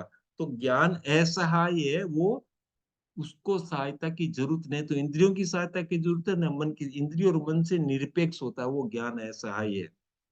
दूसरा है वो एक है, मतलब सभी प्रकार के ज्ञानों से विलक्षण है। बाकी में सब में अलग अलग हो गए, उसकी अलग अलग कैटेगरीज बता दी, बस एक ही है, दूसरा कोई है नहीं। एगो हम, मैं एक ही हूँ, बस केवल ज्ञान एक ही है। और ऐसे देखा जाए तो आदमी सोचता है कि मेरा ज्ञान बढ़े, ज्ञान बढ़े, तो द्रव्य क्षेत्र काल भाव से तो बढ़े, लेकिन संख्या की दृष्टि से तो घटे तो ठीक है। अभी तो दो है ना हमारे पास में, एक हो जाए तो ज्यादा बढ़िया है। हाँ, फिर जरूरत ही नहीं है बाकी चीजों की, दो में से एक हो जाए तो भी ठीक है। एक हो गया तो केवल ज्ञान ही होगा, एक हो गया तो दूसरा तो कोई मति सूत्र में से तो एक जाएगा नहीं। एक होगा तो एक हो जाए तो उस कंटेक्स्ट में एक ही है। अनिवारित व्यापार वाला है, अविरहित। अनिवारित का मतलब उसमें कोई बाधा नहीं आती है, कोई रोक टोक नहीं आती है। जैसे उसमें काल के कारण असंख्य समय लग जाते हैं, मतलब अंत्यमुहूर्त की बात आती है, और अंत्यमुहूर्त में मिनिमम में भी असंख्य समय हो जाते हैं। टेक्निकल डेफिनेशन दो समय से लेके और वन समय लेस देन 48 मिनट्स को अंतः मुहूर्त बोलते हैं। लेकिन फिर भी किसी भी चीज को जानने में असंख्य समय लग ही जाते हैं। तो उसमें काल का भी विरय नहीं है, न कोई क्षेत्र का विरय आता है। केवल ज्ञान के जो लक्षण बताएं, अनिवारित व्यापार वाला है, प्रत्येक क्षण में सब कुछ जानता देखता है। वो अनंत अनंत ज्ञों का साक्षात्कार कर सकता है। कितने ज्ञेय हैं, सर्व की बात आती है, यहाँ पर अनंत लिखा है, लेकिन सर्व ये का वो साक्षात्कार कर सकता है। जितने अनंत उनका साक्षात्कार कर सकता है। अविकल्पित, विकल्प अथवा विभाग रहित। विकल्प का मतलब अल्टरनेट, उसका कोई अल्टरनेट नहीं है, और कोई विभाग नहीं, कोई उसके डिवीजन नहीं किए गए। मति श्रुत के डिवीजन होते हैं, फिर उसमें क्या बोलते हैं, श्रुत ज्ञान के भी अलग अलग डिवीजन होते हैं, सबके होते हैं। तो इसमें अविकल्पित, केवल ज्ञान में अविकल्पित, किसी प्रकार का विकल्प नहीं होता है। तो तत्वार्थ भाष्य में केवल ज्ञान का स्वरूप विस्तार से बताया गया। पर केवल ज्ञान की महिमा की बातें प्रकट हो रही है, क्या उसके लक्षण है, बाकी आचार्यों ने केवल ज्ञान के बारे में क्या कहा। तत्वार्थ में केवल ज्ञान के स्वरूप, उसका स्वरूप विस्तार से बताया गया है। सब भावों का ग्राहक है। ग्राहक का मतलब ग्रहण करने वाला, सब भावों का ग्राहक है। जितने गुण, भाव का मतलब गुण, स्वभाव, अपना भाव। ऐसे द्रव्य क्षेत्र काल भाव की बात आती है तो भाव का मतलब उसका विशेष गुण क्या है। पर्याय परिवर्तित होते रहते हैं, द्रव्य एक ही है, पर्याय तो सब पर्यायों को वो जानने वाला है। ऐसे सब भावों का जानने वाला है, संपूर्ण लोक और अलोक को जानने वाला। अलोक भी कितना बड़ा, जिसकी कोई कल्पना नहीं। अलोक में लोग जितने कितने खंड हो जाए, वहां तक तो अवधि ज्ञान की भी क्षमता होती है, और उससे बाहर वाला जाने उसकी भी अवधि ज्ञान की क्षमता होती है। तो लोक और अलोक को जानने वाला होता है। इससे अतिशायी कोई ज्ञान नहीं होता। इससे मतलब बढ़कर, अभी जैसे बात की निरतिशायी की बात की ना, तो वैसे इससे ज्यादा बढ़कर और कोई भी ज्ञान नहीं होता। ऐसा कोई ज्ञान नहीं है जो केवल ज्ञान का विषय नहीं, कोई भी ऐसा ज्ञान नहीं जो केवल ज्ञान का विषय नहीं हो। उन व्याख्याओं के उपरोक्त जो व्याख्याएं की गई उस कंटेक्स्ट में सर्व द्रव्य, सर्व क्षेत्र, सर्व काल और सर्व भाव की व्याख्या कैसे आती है, क्योंकि मेन बात क्या है कि सर्वज्ञ जो होता है अपने अपनी मान्यता के हिसाब से, जितने द्रव्यों की मान्यता जहां पर स्वीकृत है, उतने द्रव्यों को मानने वाला क्या हो गया, कि उतने द्रव्यों को मानने वाला सर्वज्ञ। न्यायिक वैशेषिक क्या बोलते हैं, सात भाव, सात बातें होती है, तो सात बातों को मानने वाला न्यायिक वैशेषिक सर्वज्ञ मानते हैं। यहाँ पर छह द्रव्य की बात आती है, तो संख्या के कंटेक्स्ट में ही जाके सर्व द्रव्य, सर्व क्षेत्र और सर्व काल की व्याख्या क्या आती है। सर्व द्रव्य का मतलब दो ही बातें बता दी, मूर्त और अमूर्त, बस। फिर फर्दर डिवीजन जितने मर्जी आप कर दीजिए, वो मूर्त द्रव्यों को भी जानेगा, अमूर्त को जानेगा। अब अमूर्त में धर्मास्तिकाएं भी आ गए, अधर्मास्तिकाएं भी आ गई, उनके जो पर्याय परिवर्तन होती रहती वो भी आ गई। तो मूर्त और अमूर्त सब द्रव्यों को जानता है। दो में ही बात कर दी, मूर्त और अमूर्त दोनों को जानता है केवल। लेकिन और खास तौर से ये बात क्या बता दी, केवल ज्ञान के अतिरिक्त कोई भी ज्ञान अमूर्त का साक्षात्कार नहीं कर सकता है। खाली केवल ज्ञानी अमूर्त को जानता है, बाकी ज्ञानी जानते नहीं है। तो सर्वद्रव्य का मतलब ये हो गया। सर्व क्षेत्र का मतलब संपूर्ण आकाश को जानने वाला, मतलब लोकाकाश को भी और अलोकाकाश को भी जानने वाला। अलोकाकाश है, उसको बाकी के ज्ञान में जानने की क्षमता नहीं होती है। अवधि ज्ञान, लोकावधि ज्ञान, लोकावधि ज्ञान वाला लोक तक के आकाश को क्षेत्र में रही वस्तुओं को जान सकता है ऐसे। तो सर्व द्रव्य सर्व क्षेत्र की बात आई। सर्व काल में काल तो तीन, वर्तमान, भूत और भविष्य। लेकिन कितना भूत और कितना भविष्य वो बात आती है ना। तीन काल तो हम भी जानते हैं। आज कितनी, आज 28 तारीख है, कल 27 थी, परसों 29 होगी। आज रविवार है, कल शनिवार था, कल सोमवार हो जाएगा। वो अतीत और भूत की बात नहीं। ये सर्व काल का मतलब सीमातीत अतीत, बिना किसी सीमा का अतीत, विदाउट लिमिटेशन का पास्ट, और सीमातीत भविष्य, बिना लिमिटेशन का भविष्य, उन सबको जानने वाला होता है। शेष किसी भी ज्ञान में असीम की सीमा नहीं है। पहले तुलना की थी चार्ट में ना, कि श्रुत ज्ञानी कितने को जानता है, मनप्रिय ज्ञानी कितने को जानता है, उस कंटेक्स्ट में। लेकिन यहाँ पर एकदम बात आ गई, काल का डिफरेंस उसमें है, क्षेत्र का डिफरेंस उसमें है। सर्व काल का क्या, एक सीमा अतीत, बिना किसी सीमा के अतीत को जानता है और भविष्य को जानता है। शेष किसी काल में ये नहीं है। और सर्व भाव को जानता है, मतलब गुरु लघु और अगुरु लघु सब पर्याय को जानता है। सर्व भाव, भाव अलग अलग होते हैं, मतलब उसकी पर्याय अलग अलग अलग होती है। जैसे अवधि ज्ञान के कंटेक्स्ट में बात की थी, कुछ अवधि ज्ञानी जो प्रारंभिक स्टेज के अवधि ज्ञानी होते हैं, वो भाषा वर्गना और तेजस वर्गना के बीच के पुद्गलों को जानता है। ऐसी एक बार हमने पढ़ा था अवधि ज्ञान के कंटेक्स्ट में जो बात आई थी। तो वो क्या था कि क्योंकि वो कुछ पुद्गल होते हैं वो गुरु लघु होते हैं, कुछ पुद्गल होते हैं अगुरु लघु होते हैं, तो उस कंटेक्स्ट में अलग अलग अलग अलग स्टेजेस पुद्गलों की होती है। तो वहां पर सर्व भाव का मतलब ये गुरु लघु को भी जानते हैं, अगुरु लघु को भी जानते हैं, मतलब दोनों को जानते हैं। दोनों चीज दो ही पॉइंट में समेट दिया। दो पॉइंट में कैसे समेट दिया कि ये जो है वो अपने क्या बोलते हैं, मूर्त और अमूर्त को जानते हैं, दो ही बात बता दी। लोकाकाश और लोकावास को बताते हैं, दो ही बात बता दी। और वर्तमान और भविष्य, उसमें भी सीमातीत, बिना सीमा के वर्तमान को जानते, अति बिना सीमा के पास्ट को और बिना सीमा के फ्यूचर को जानते हैं, वो भी दो बात बता दी। और यहाँ पर सर्वभाव में भी दो ही बात बता दी, है गुरु लघु और गुरु लघु दोनों सब पर्याय को जानते हैं। ये केवल ज्ञान या सर्वज्ञता की इतनी विशाल अवधारणा किसी अन्य दर्शन में उपलब्ध नहीं। जैन दर्शन जो इतनी डिटेल की बात बता रहा है वो उपलब्ध नहीं है। पंडित सुखलाल जी ने क्या कह दिया, जो पहले बात बताई थी, निरति स्वयं सर्वज्ञ बीजम, योग सूत्र में बोला गया है कि ईश्वर के लिए बोला गया था कि वो उसका ज्ञान है वो निरति से है, उससे ज्यादा किसी का ज्ञान नहीं होता है। तो आप जो बोलते हो उससे ज्यादा किसी का नहीं, वो सर्वज्ञता का बीज है। तो इससे सर्वज्ञता की सिद्धि का प्रथम सूत्र माना है। जैन आचार्य ने इस युक्ति का अनुसरण किया था। सर्वज्ञता की सिद्धि मूल आगम में भी विद्यमान है। ये प्राचीन और योग दर्शन के सूत्र में सर्वथा भिन्न, आगमों में जो बात बताई वो सर्वथा भिन्न है। और अब जो खास बात गुरुदेव यहाँ पर बताना चाहते हैं कि आगमों में सर्वज्ञता की सिद्धि कैसे की गई है, वो तो तर्क के कंटेक्स्ट में योग शास्त्र में कहां पर कहा, किस आचार्य ने क्या कहा, वो बात बता दी। सर्वज्ञता की सिद्धि का हेतु है अनिंद्रियता, इंद्रियों के बिना जो ज्ञान है वो सर्वज्ञता की सिद्धि का हेतु है। इसका इसका इसका समाधान क्या देते हैं कि इंद्रिय का ज्ञान वो स्पष्ट है, और उसका प्रतिपक्ष क्या है कि अनिंद्रिय का ज्ञान। इंद्रिय का ज्ञान है, इसका मतलब क्या होगा, अनिंद्रिय भी होगा। दिन है तो रात होगी, प्रकाश है तो अंधकार होगा, है ना। मतलब यहाँ होगा वो क्षेत्र की बात नहीं, लेकिन एग्जिस्टेंस उसकी है।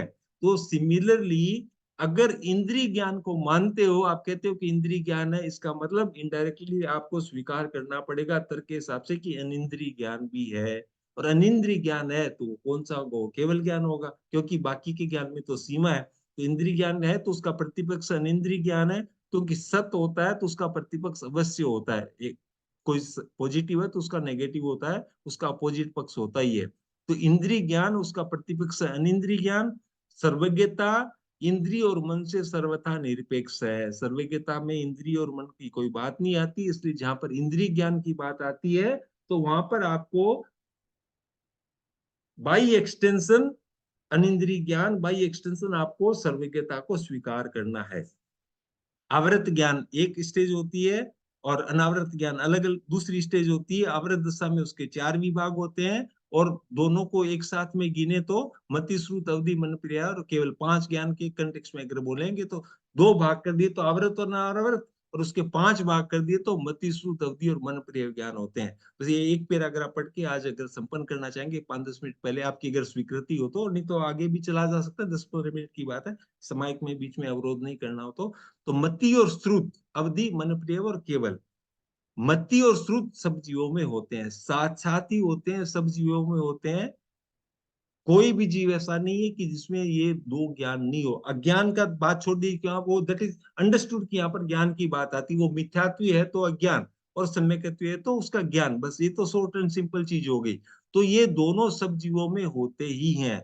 जिस जीव में ये नहीं है, ऐसा हो नहीं सकता, अगर नहीं है तो वो जीव नहीं है, बस सिंपल बात ऐसी हो गई। तो ये सब जीवों में होते हैं, अवधि होने पर 3, मन प्रिय होने पर 4।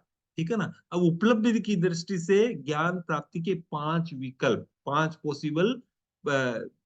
पॉसिबिलिटीज बनती है कैसे ज्ञान जीव को उपलब्ध होते हैं। तो सबसे पहले क्या बोला, एक साथ में मति और श्रुत हो सकता है, एक पॉसिबिलिटी ये हो गई। दूसरी पॉसिबिलिटी एक साथ में मति, श्रुत और अवधि। मति, श्रुत है, अवधि। भगवान तीर्थंकरों का जन्म होता था, अवधि ज्ञान जन्म से होता था, एक साथ में 3 हो गए। नारकी और देवताओं को अवधि ज्ञान जन्म से होता था, एक साथ में 3 हो गए, तो मति, श्रुत और अवधि। एक साथ में मति, श्रुत और मन प्रिय। कोई मुनि दीक्षित हो रहा है, उसको मन प्रिय ज्ञान हो गया, उसको अवधि ज्ञान नहीं है। मन प्रिय ज्ञान होने के लिए अवधि ज्ञान होना जरूरी नहीं है, हो भी सकता है, नहीं भी हो सकता है। प्री कंडीशन नहीं कि मन प्रिय के लिए अवधि ज्ञान होना चाहिए। तो एक साथ में 3 हो गए, मति, श्रुत और मन प्रिय। चौथे में एक साथ में मति, श्रुत, अवधि और मन प्रिय, ये 4 भी हो गए, क्योंकि अवधि ज्ञान है। भगवान महावीर की भी हम बात करें तो जन्म से 3 ज्ञान थे, दीक्षा ले ली 4 हो गए, तो एक साथ में 1, 2, 3 और 4, मति, श्रुत, अवधि और केवल ज्ञान।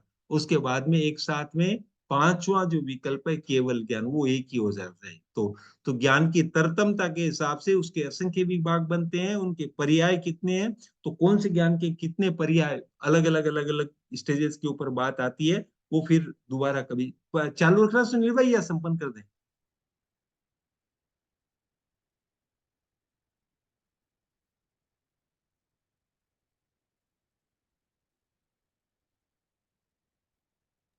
संपन्न करें। कर सकते हैं ना। हाँ, थोड़ा सा बस मेरे को है, आप सर, अगर माइंड आपको नहीं करेंगे। आपको नहीं संपन्न कर सकते हैं। हाँ, हाँ, तो थोड़ी सी तैयारी रहेगी, यात्रा है इसलिए।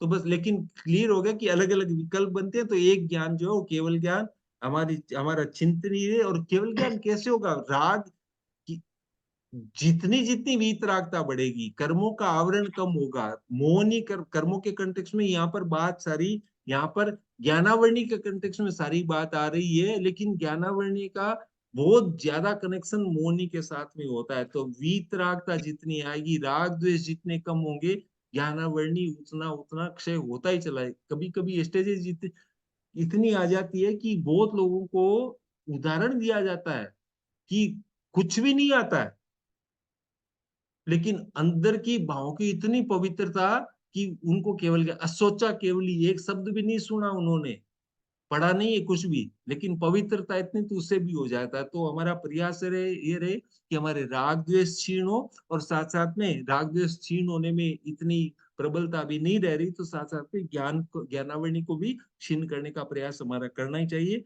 इस प्रकार से केवल ज्ञान और बाकी 5 ज्ञान की जो महत्ता थी उसके बारे में हमने आपने आज पढ़ा। बाकी जैसे अनुकूलता होगी अगली क्लास में हम लोग बात करेंगे। सर्व मंगल मंगल्यम सर्व कल्याण कारणम प्रधानम सर्वधर्माणम जैनम जयति शासनम जैनम जयतु शासनम। नमो अनंताणम, नमो सिद्धाणम, नमो आर्याणम, नमो विजयम, नमो खूब खूब अनुमोदना। जय जिनेन्द्र, प्रणाम, खूब खूब अनुमोदन। धन्यवाद। जय जिनेन्द्र, गुरुदेव के प्रति कृतज्ञता।